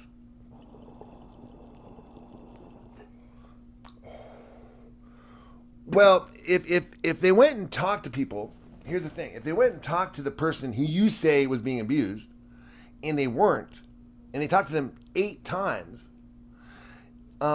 police, social workers, the whole deal, adult protective service, everybody, talk to everybody, and they concluded it was nothing, then what you need to face the fact is that your source of information was lying to you and was taking shit out of context in order to manipulate what you were seeing. I am the creator here, and I am telling you what I did. I'm telling you why I did it. And if you look 2 years later from when that video was made or whatever video, I don't even know what your video you're talking about right now. But if you look at from that time to now, the progress is enormous. I mean, Annette was like 98 pounds, almost dying. Today, her issue is she's slightly overweight. She hadn't been a doctor for 5 years. I mean, it was actually quite ridiculous. Let's see. What's a good angle here? We'll switch this around. But yeah, I know. Listen, I get it, man. I don't like to be wrong either. I'm very stubborn. I am very, very stubborn. So I understand when you get something set in your mind and you see something the way it is and someone positioned it and they gave it a narrative, it's very, very difficult for you to realize that you're wrong. It's not the way that you evolved. You didn't evolve to come to conclusions. You obviously evolved to jump to conclusions, but when you jump to conclusions, you let it play out, and you see that, hey man, everybody's healthy, everybody's happy, Annette's happy, Gloria's happier than, they weren't happy when we got here. Gloria couldn't go to the gym. She wasn't allowed for non-payment for 2 years. Now, we didn't know this, of course. We found this out later. But these are little things that now that she's been going to the gym since, well, you guys know, since 2023, almost every day, well, that her health has improved and her mood has improved. She's doing a lot better space, Hey, look, listen, He-Man, right there, Christina. Christina just said what I was just telling you about. They're all this sort of thing. Well, I have quite a few people blocked. Because the regulars, as you call them, Christina, were extremely negative. And they spread a false narrative that I didn't too much appreciate. But I would appreciate if you guys would hit the hearts. I really would like that. J-Rock, I've been here for years, man. In the beginning, the treatment of Gloria was terrible. I agree, man. In fact, Joy has had an epiphany over the last month. I don't know if you've seen this. She has admitted that she's wrong. She admitted that she made a mistake, and she wishes that she could go back and change it and make it different. But, at the same time, Gloria was about ready to be homeless and didn't even tell us. We were here we kept coming back and forth. We didn't know why we kept coming back, but, Annette was almost dying. The place was overrun with rats and bed bugs, but they were about to be evicted. They were like a couple weeks away from public auction until Joy stepped in and went through all this cases of documents that were in this room. You couldn't even walk in this room. First of all, it was disgusting with the rats. You could hear them day and night. There's at least 2 sets of rat families that had taken over the room. That's why Gloria was sleeping in here. So there was this sort of thing where it was like, Joy is so vicious and mean, but she has stuff that she's dealing with, So she can be very, very, and she acknowledges this, and she doesn't want to be like that anymore. But hey, you know what? I also recorded her being sorry. I recorded her loving on Gloria. Be nice. She felt so bad. She went and bought Gloria, this $3,000 bed. Like I said, paid cash for the $3,000 bed that's sitting out there, and the curtains and everything, and the adjustable bed. And then, and we also bought her a TV. But that was before she had her epiphany. We just bought her a TV because she needed one. But Joy had this huge epiphany, and anyways, it's actually been kind of cool to watch if you take a look at it, because there are a lot of people. Now, who was I talking to? Was it J-Rock? Yeah, J-Rock. So I know there's a lot of people out there that are like, oh my God, Joy's so terrible, right? Right. But now she said, oh my gosh, I agree with you guys. I was so terrible. You're right. And I'm going to change that. And I'm going to have an epiphany and a change. We're talking about like the movie Scrooged. Can't we all agree that Bill Murray was terrible at the beginning? Giving his family what? A VCR when the guy was a billionaire? He barely even checked in with his brother, you know what I mean? And his brother was disabled. And he didn't like hanging out with his brother because his brother, kept him from looking cool and being cool. So those sorts of things went on. So the point of me documenting it is not to humiliate anybody or to make people look bad or anything like that. The point is that I knew. Now I couldn't be 100%, but it would take time. That change would occur. And the point of the change occurring is that it takes a couple years. In the movies, you have to do it in 20 minutes. You have these 2 years that you just skip over and oh my gosh, this change occurred, blah, blah, blah, blah. No, but in real life, in an IRL, I don't have that luxury of just skipping over shit. We have to live through it, show it. And like He-Man is pointing out, haven't been here in a while, the bunny looks better. There's one improvement right there. That the bunny is actually even better. So not just Gloria and Annette, but also the rabbit, But yeah, so J-Rock, to your point though, so why do we do it? Why go through all this? Is it an exercise in narcissism? Because, I want to watch, Joy wants to watch herself change and force you guys to sit through it? No, that's not why we do it. We do it because the aliens told us that was our mission up in the cave. They said, tell you what, man, start in 2017 to start live streaming everything. And they said, hey, just time tag shit, and in the future, 100 years from now, people will want to look at it. But document everything. Don't ask questions. Just do it, and later on, it'll make sense. And so that's what I've done. And so now, what's happened is that a lot of people have not. Let's not say a lot of people. Let's say one person, and 1.5 person kind of came. Let's say 2 people. Okay, 2 people have contacted and said, hey, man, thanks for showing what Joy's doing, because, I'm in a similar situation, and I'm starting to relate to that. In other words, there are people that need to be like not hanging out in New York City, making all this money, doing all this stuff. They need to be back home in Idaho or wherever they're from, and go take care of mom and dad or whoever before it's too late, and that's kind of the overall message. But take whatever message you get out of it. I mean, if you get like a nasty, hateful message, it's kind of like if you go and look at an art piece that's totally abstract, and everyone's like, whoa, I see the universe opening up in peace and love and doves. And then Pixie walks in and say, oh my God, this artist is terrible. I could have done that. What I say is, this is just a disgrace. And just starts criticizing it. Well, you kind of know. It's like then you find out not so much about the artist. You find more about Pixie. Less about like what they're actually looking at, because nobody really gives a shit about Pixie's opinion unless it lines up with theirs, because then it just makes them feel, oh yeah, I voted right. Well, hate is a very, very popular commodity, especially on YouTube. So it's not really that hard to pick a stock and be like, oh my God, I picked hate and it won. Oh my God, it's going up. It's not like you picked Bitcoin. I mean, which we did, didn't we? Cheers.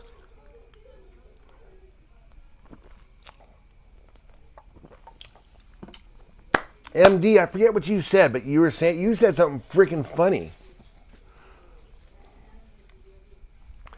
If you want to change something, you need to be extremely consistent every single day and be very unwilling to waver.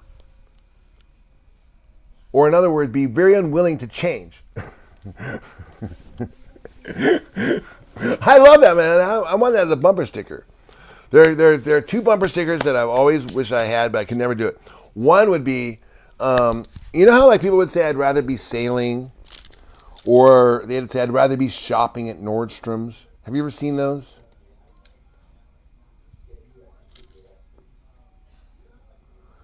Did anybody ever make one that said I'd rather be sober? Because that would be a funny bumper sticker, but I'm not sure everyone would get it. And the thing is, I thought of it when I was stoned. So,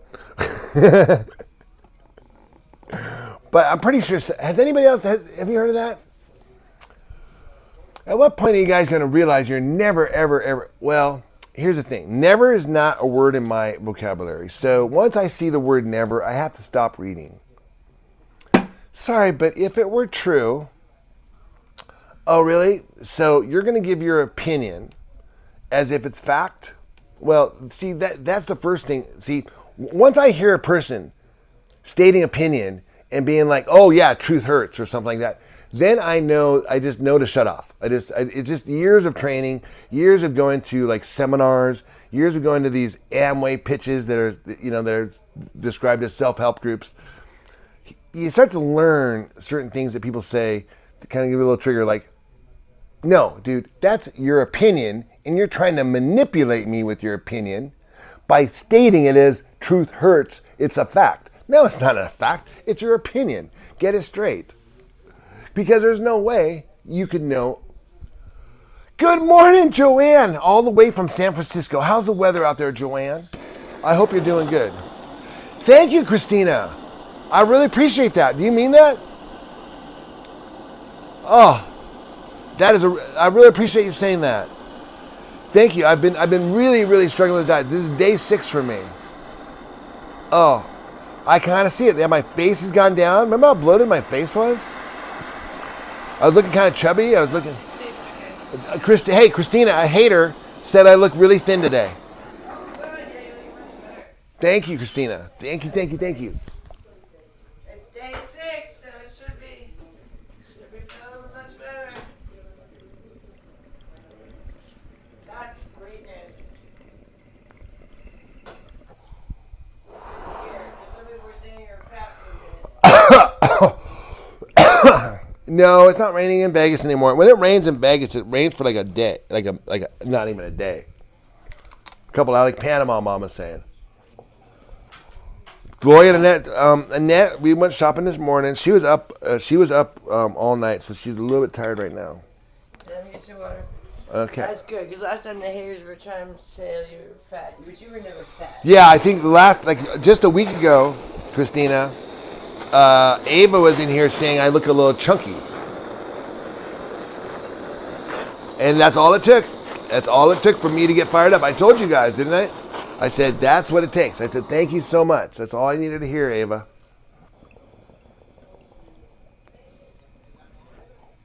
You remember Dark Uncle. You were there. Hey, buddy, boo.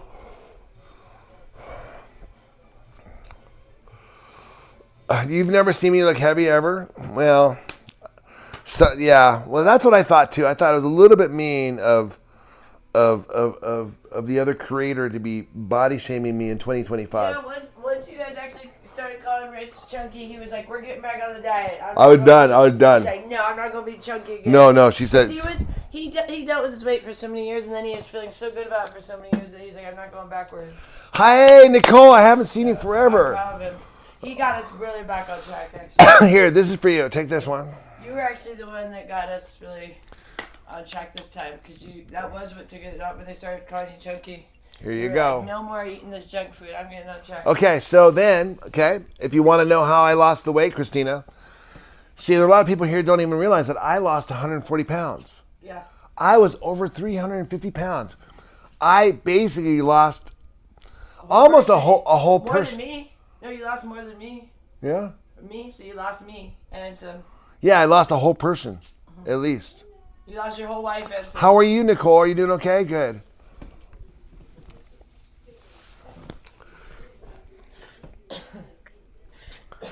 You know what I need to do first before I eat these? I feel like I want to do my push-ups. Oh, yeah. Speaking of being healthy. Let's do some push-ups, you guys. Come on.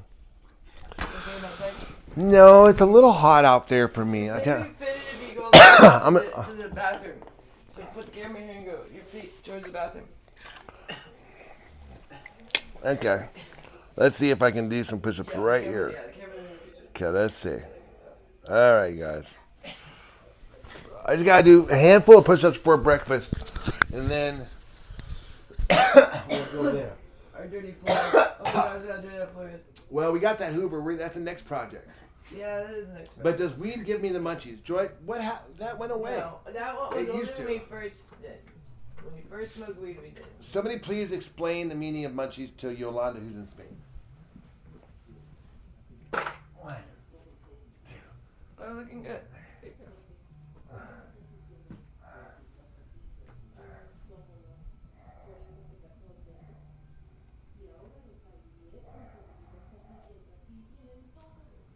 $13, $14.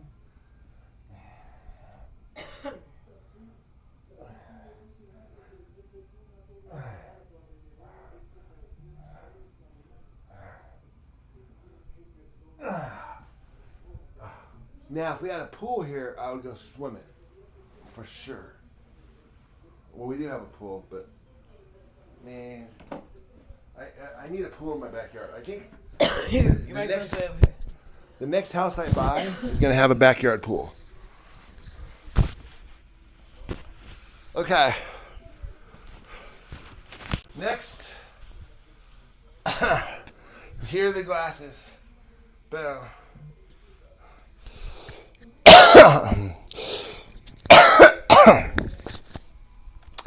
Next, we're going to have this right here.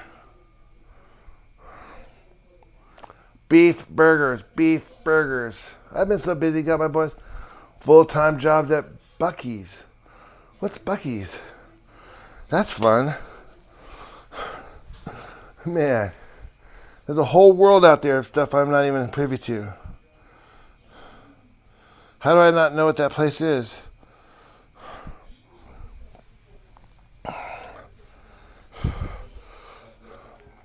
It's a big gas station? Oh, cool. Oh, my goodness. Woo.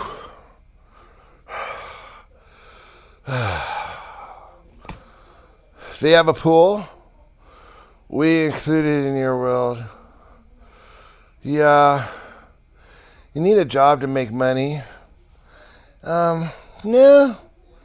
That's the easiest way to make money. I think the easiest way to get through life is just to get a job, yeah. But, you know, technically, anything you make money doing really. Really? Is that true? Is that true? Is that true? If you make money at something, it's a job? I'm not asking. That's a very interesting, logical question. The star of the chat is... Oh, the chat? I don't know. Is it bad for you? Well, we've been doing it for 5 years, and I feel pretty good. It's the best way. I mean, I've done a lot of diets where I've lost weight, but I put it back on. This has been the best diet for me to lose weight and to keep it off. Is it a job if you love what you're doing? No, absolutely not. The point is that, okay, there's a king, right? And a king is a jealous king. And but in order to stay king, you've got to keep people happy, right? But what makes a king madder than anything is seeing people, A, being happy, period. If you make money every so often, Rich, some people doesn't understand other people's lives. Well, it's that's an easy way. That's an easy way. Ignorance is a good way to get them off the hook. But I don't think they're ignorant. I think they know what they're doing. Joy she doesn't need to lose weight. She wants to reposition her weight. She's happy with where she's at. It's just she wants to be fit. She wants her body back. She keeps talking about like her shape goes and everything goes. I don't know how good those will be. You're better at making burgers than me. I'll make them next time. They're always talking about you don't have a job. Oh. You should tell Gloria to make a stew out of that bone. I will. What is it? That pork bone? Yeah. Yeah, well, I understand. Yeah, they do say that a lot. But the thing is that, I mean, I might do something here in the near future because, you know, obviously Joy is transitioning a little bit. But in the meantime, I mean, there's a lot of stuff I do around here that need to get done that we still need to do. That, like, take care of Gloria and Annette, you know?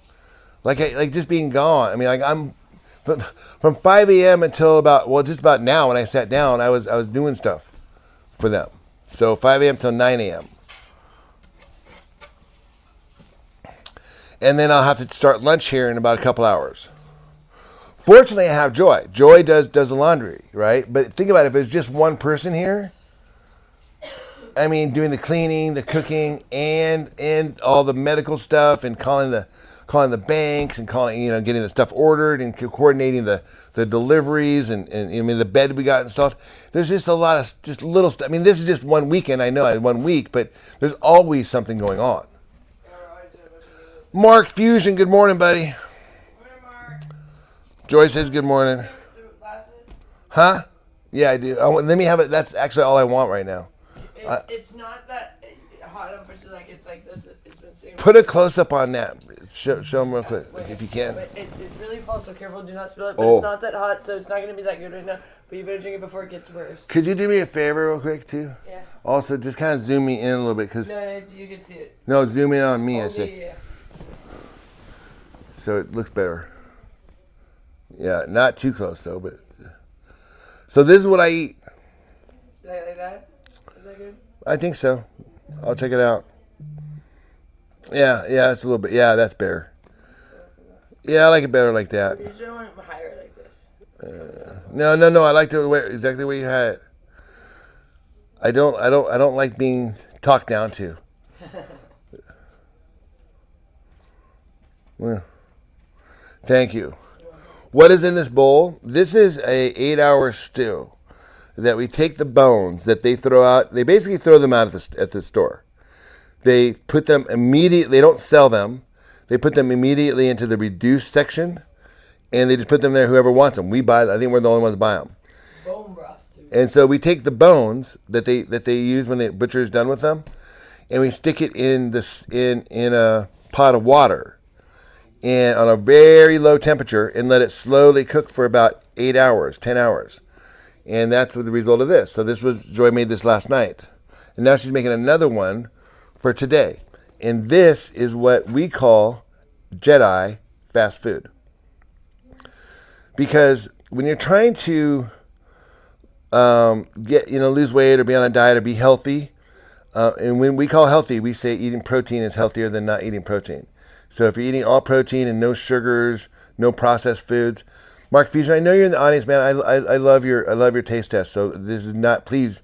There's no judgment here, man. I love that stuff. It wasn't a week ago that I was eating that stuff. So it isn't about that. It's just, time and a place. So now we have to do the Jedi cleanse the system. Okay? And bone broth is the nectar of the gods. It's kind of a secret. Because think about it. It's been around forever. I mean, as long as man has been around eating things, man took those bones. In fact, right, they did something with those bones. I mean, you probably, they did something, and this is what they did. And I think this, I don't know, something repairs me, makes me feel better. I don't know. Anyways, this is day 6, and why I'm recording it is because day 6 of no sugar was a big deal. Because now we're fully kicking on ketosis. The title of the stream, Jedi Joy pooped or whatever. It's true because until you switch over to getting the ketones processing, your body's still kind of like waiting for sugars to go. So you're really craving it. But once you switch over, I don't know, the energy becomes better. Like, for example, I finally got the blinds up. And it wasn't a matter of procrastinating. It was a matter of energy levels. Mark, I have time-stamped Jedi Rich evangelizing about Jedi bone broth in case I remember to clip it. Hey, thank you, buddy. We don't time-stamp it. We time-tag it. It's time-tagged. Oh, it's fantastic. That's the last night I just started a new one. We had bone broth not too long ago, and it's what models eat. Really? Is that for real? I didn't know that. Bone broth is good. Oh, yeah, you guys know it? Oh, cool. All right. Okay, so you guys know. I didn't know. Now, just so you know, when my mom wants to make bone broth, she uses this as the base and then wants to add a bunch of vegetables, a bunch of,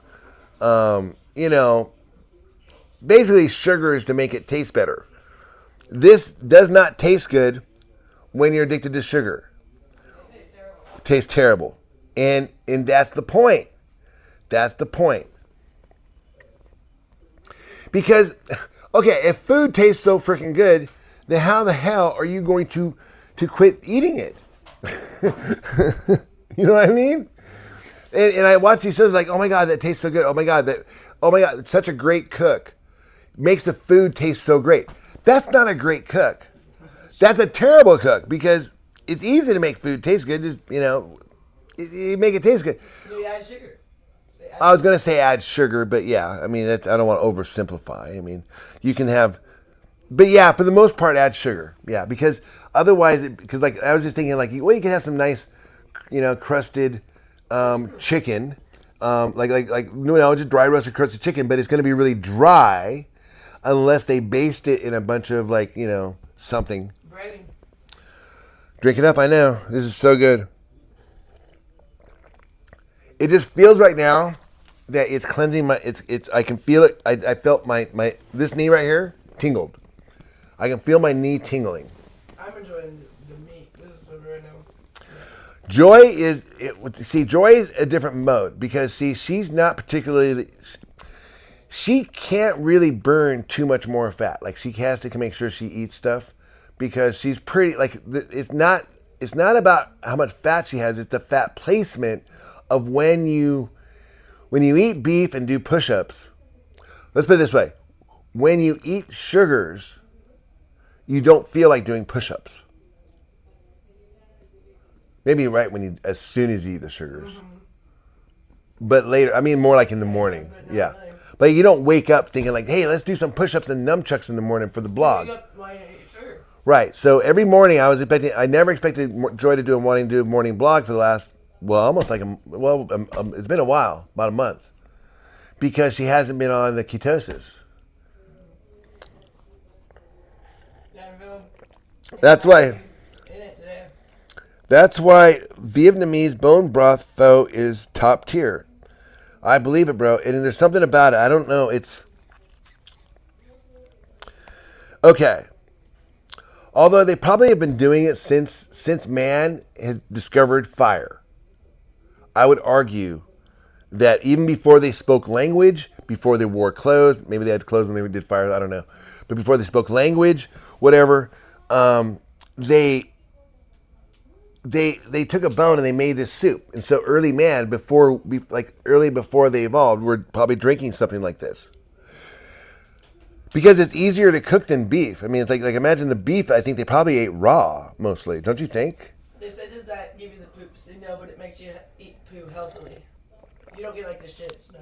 Okay. Dark Uncle wants to know, what is the best 3-meal rundown that can be aligned in different ways? I don't know. That's a good question.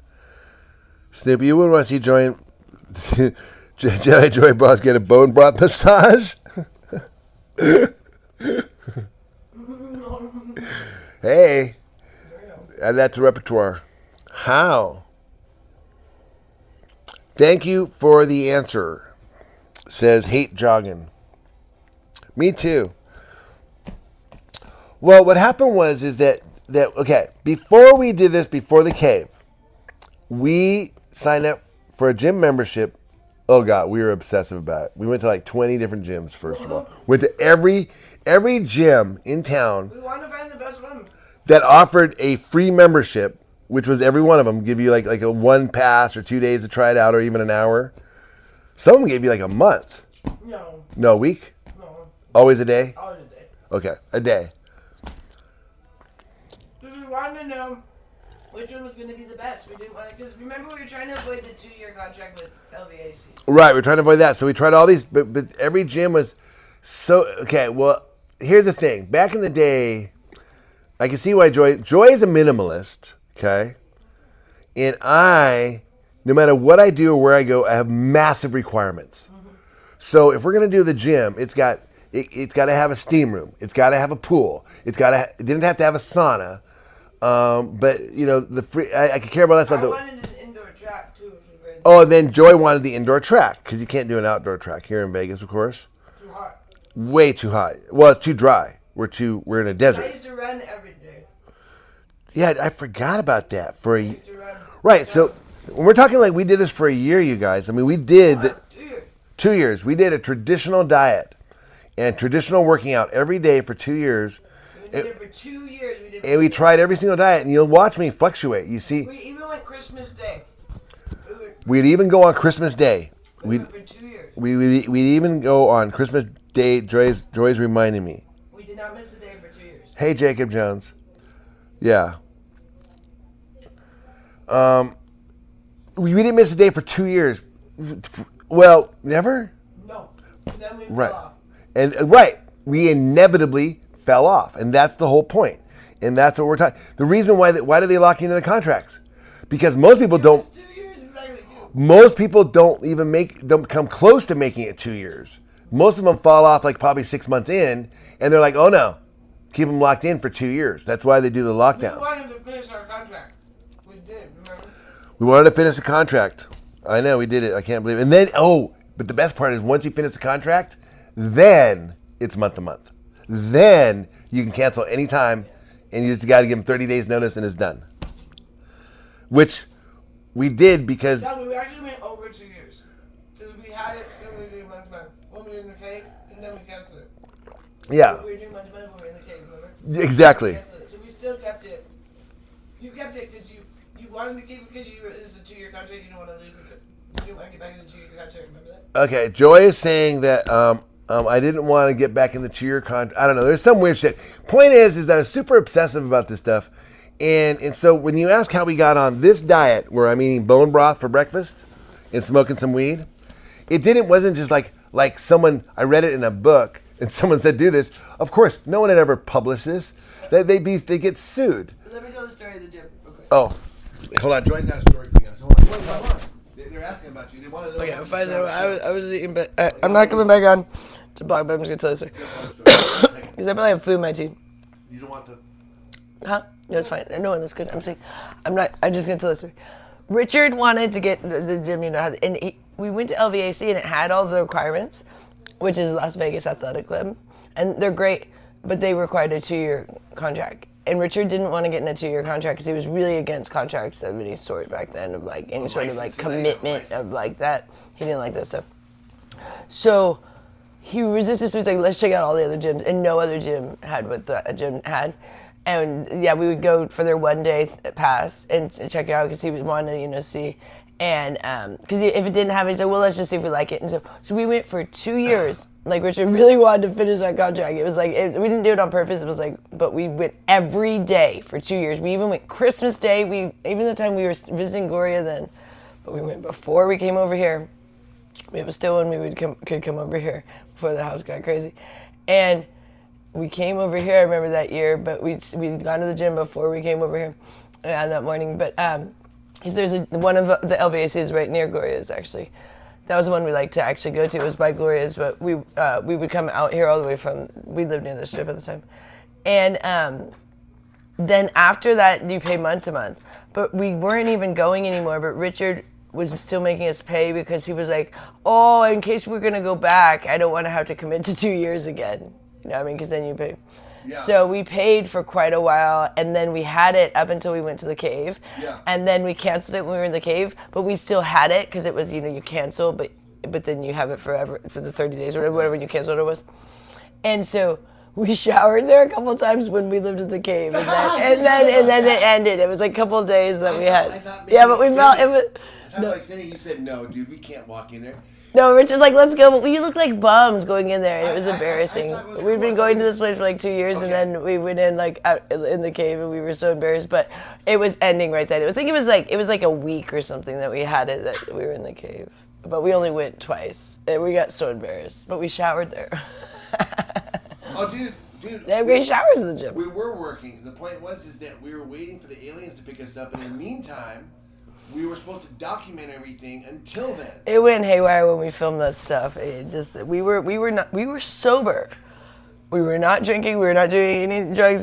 We had a little bit of weed, but not even that much weed. Then we went to the cave. We didn't do any weed, so we didn't do anything. And I drank that one night when I was in the cave. That was like a month. But a month into it, because we went to the cave like November 26th, 20th.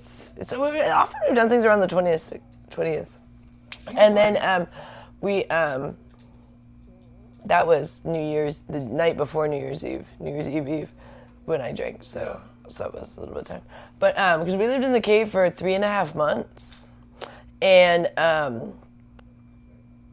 all good, Fish Guru. No, but, the filming, I like your name. The stuff that we still don't know, the UFOs, whatever it was, we don't know, that kind of got us, like, really, like, kind of going a little nuts, because like it's an experience, and it's not any sort of drug induced or alcohol inducing. It's a real life thing. We're like, whoa, like it felt like anything is possible, because we're like, wait, what is this? We don't understand this. When you feel that there's so much unknown, your brain can kind of go a little too far, where you think everything is, like people that see a UFO they become the UFO chasers, and then they start thinking everything is a UFO, and you kind of think that they're gonna come back and like you think you're the only one that saw it, and so you think it's like connected to you. Let me interject. Yeah. I'm gonna have her just take a look. Yeah, I'm I'm done. gonna interject real quick on that one. Hold on, I'm gonna do this and then I'm gonna inject.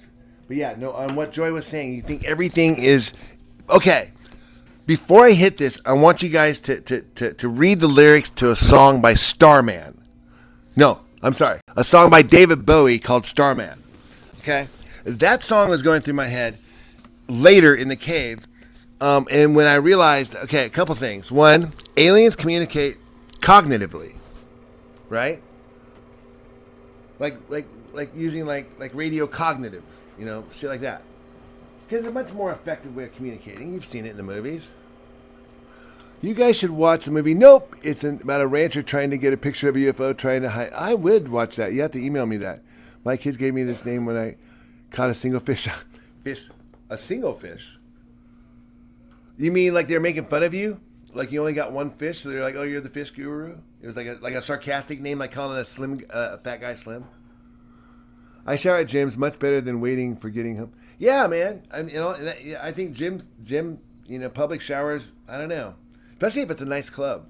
Okay, hold on, man. I want to get back to these UFO questions. But yeah, the thing in Starman is that. Hold on, let me do this and I'll tell you. I'll take it in the room. We're gonna read the chat. You guys got some great comments on the UFO stuff. That is, I want to share the answers.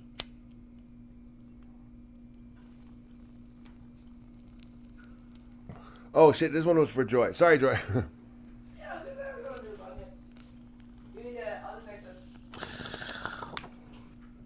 Yeah, like yeah.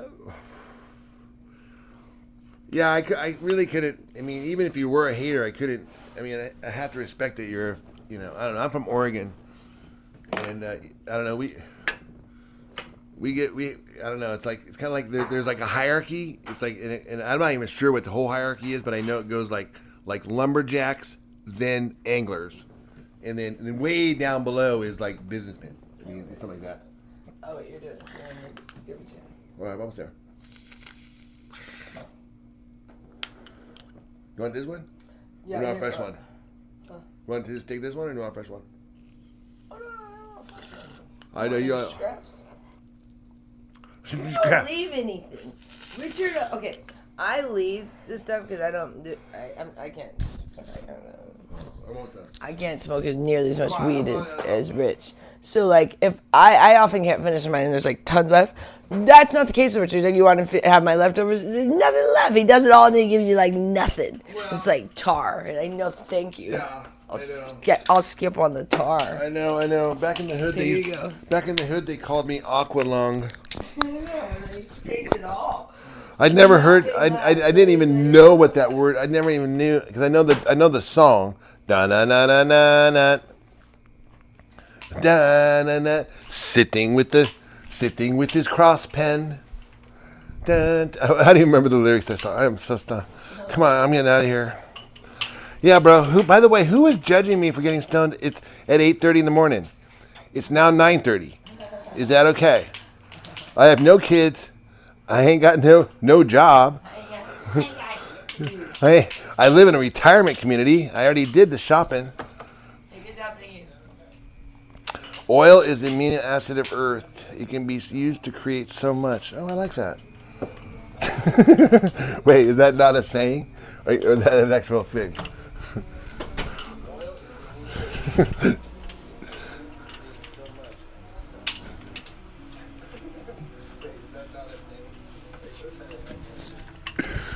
Hold on. I'm still here. Don't worry.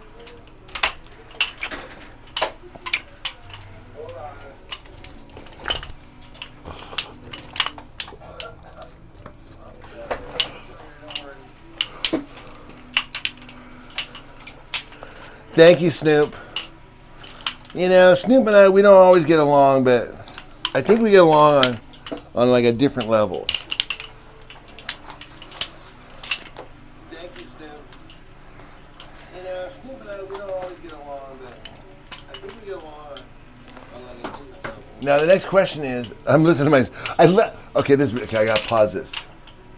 I was literally listening to this is how stoned I am, Snoop.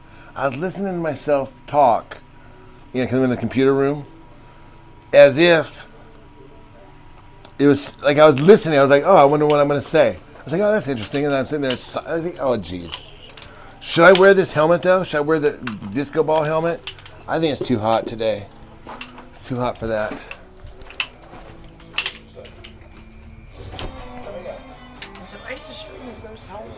Because I had to go get my shoes. I know, but I got different ones now. Okay.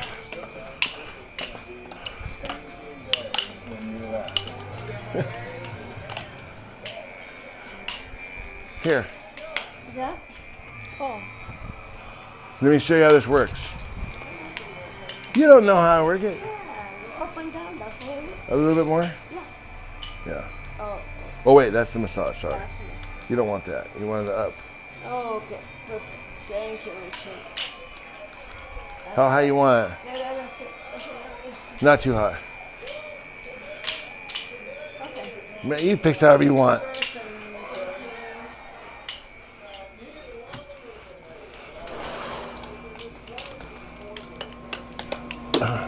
Oh, look at this weather. Okay.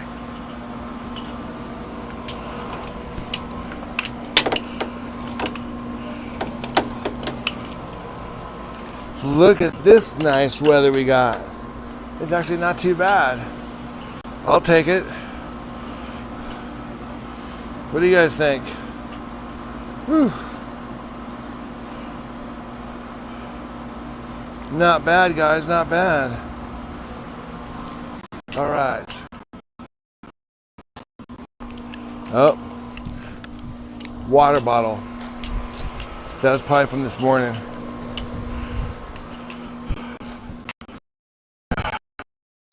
Okay. Man, I am really small here. Let me fix this. I mean, the sky is so big. Let me see what I can do. You know, I mean, I don't need to be a close-up, but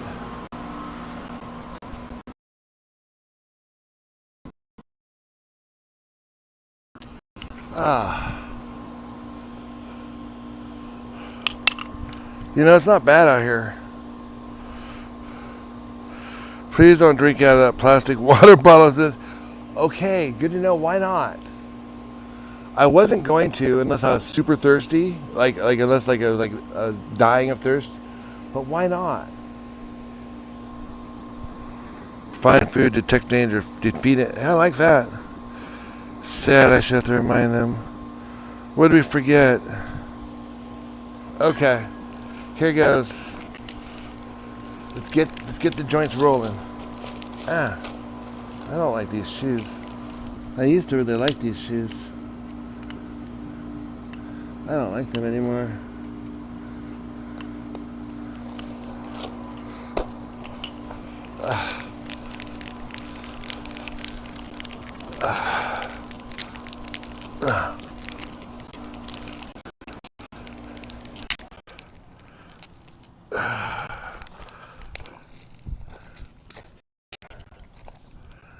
Interesting opinion, Dr. Plastic breaks down, especially in, oh geez. Oh geez. I can't tell you how much I probably drank as a kid. You know? What about plastic hoses? Or those rubber hoses? Those are petroleum products? Shit. Damn it. That's probably why I can't see. It's probably why my eyes are going bad. Like that, because I'm really conscious about like what I eat and drink. Rich, what do you think aliens are? Oh yeah, right. You guys are asking. Let's talk about that for 5 minutes.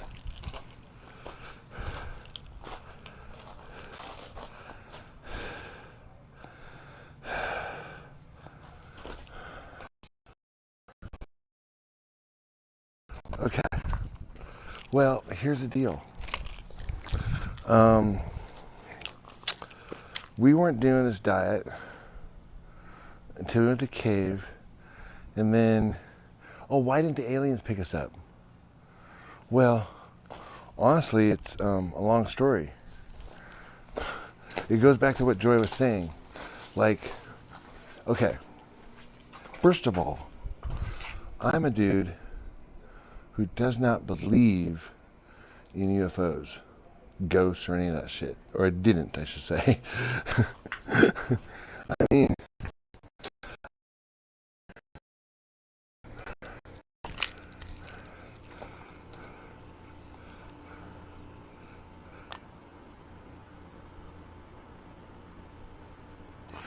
I mean, if I smoked enough weed, yeah, I'd be like, oh yeah, I see what you're talking about, But I'd be very aware that I was high, and I'd be very aware that this was just kind of an illusion, sort of like, oh, just imagine what it'd be like if there were angels popping around, or just imagine what it'd be like if there were UFOs. Yeah, oh yeah, aliens were, like if aliens came here first, just. Like the weed could really help me to open my mind, and so then I stopped smoking weed for years and years and years and years and years and years until 2016 when they legalized it, and then all of a sudden the same damn thoughts started coming back again, and I'm just kind of like whatever. I just figure I'm just having a good time, so I'm just playing along with it, and then I get this camera and I start filming outside, and I can't film shit at dark, but I'm determined to learn how to capture like an airplane at night, or get a photo of the Luxor, or a video of Luxor at night. Now, you guys using these iPhones, it's super easy, but as you know, you don't have a lot of control over it either. Like, have you ever tried to take a picture of something that's really bright at nighttime? Right, it washes out the whole photo, right? Or you make it so dark it's not really bright. So I had to figure out how to make sure it was bright enough, but actually be able to see where it was coming from. So it took me a minute to learn how to do that, and then I learned how to get the airplanes coming in, but they're actually they're taking off, and so I practiced like videoing that stuff at night, and I'll never forget, because it was like the night before, I was like, oh my gosh, I figured out how to do it. And then the very next night, I got all those UFOs coming in, and dude, it blew my mind. I was like, these are for sure UFOs. I know they're UFOs. And we weren't stoned or anything. I was like, I know these are. And I asked Joy, because she was in the Air Force, she's like, yeah, those most likely aren't commercial planes, because, there's no flashing lights or anything. There's no commercial type stuff on it. Anyways, also it was impossible for anything to fly that night, and blah blah blah blah blah. So let's just make the assumption that they're UFOs. Okay. Now, if you were to see UFOs and you didn't believe in them, what would happen? Right, it would blow your mind. And that's exactly what happened.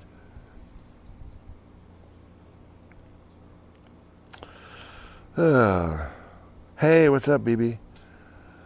So that's exactly what happened. So it blew my mind. So of course I'm thinking, like, just like when this channel blew up. But if you thought I was excited when this channel blew up last summer, you should have seen me after I saw the aliens. I mean, I was going up to strangers. I was like posting everything. I was like, dude, I am chosen. We're taking off, and we're going. We moved to a cave. We got rid of a $70,000 car. That's how convinced I was. I was out there, but at the same time, it kicked everything off to where, it just changed everything. Changed our diet. Changed everything. Hey, Starseed. Hi.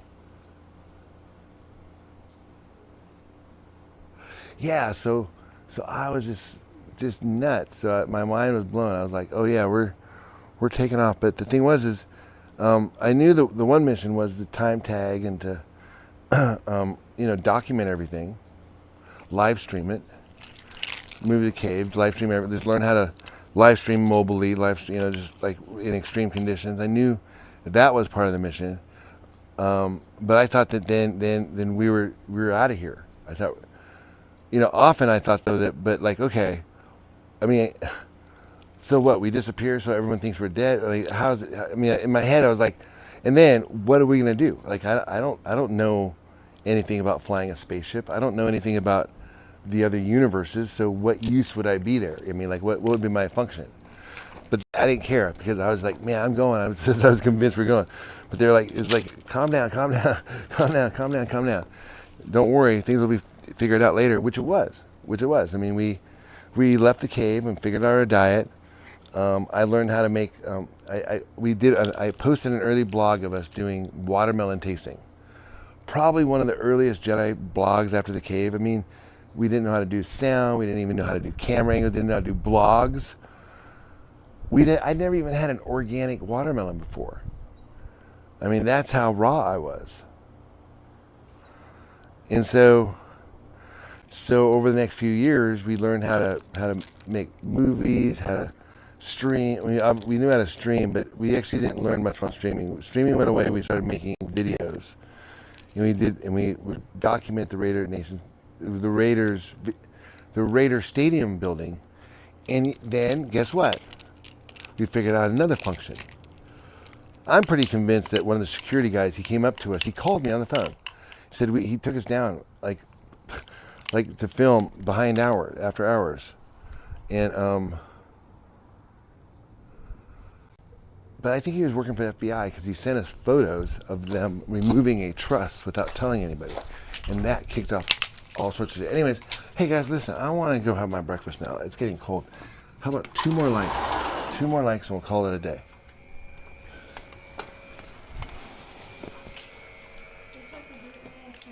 Yeah, what's up? What happened? This put it Center. center. Not directly on me, but there you go. Yeah, that's good. More comfortable. Okay. Sure thing.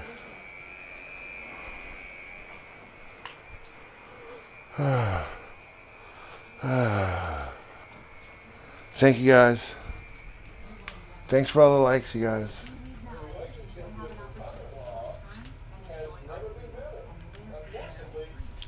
I'm gonna eat my breakfast now.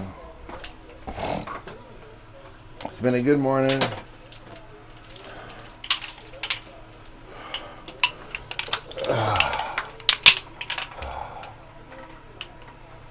Hello, hello, hello. You're gonna vacuum now? Okay, I'm gonna sign off. Thank you everybody for watching. Appreciate you all being part of the Jedi Joy Rich Show, aka Hey Paul Masso, are you still here? Paul Masso. Bye Jemama. Yo, see you Fish Guru. Bye Starseed. Maybe I'll talk Joy in coming on later. Joy's gonna be vacuuming, I know. She keeps she keeps all the place dialed in. And she cooked lunch today. And she could do all that, but you know how it goes. Alright. Turn me up a little. Yeah, turn it up and talk loud. Little do you know, you're gonna hear this one. Sun shining. Yo. I don't hate players. I don't love the game. I'm a shot clock, way above the game. Be point blank with you, the game.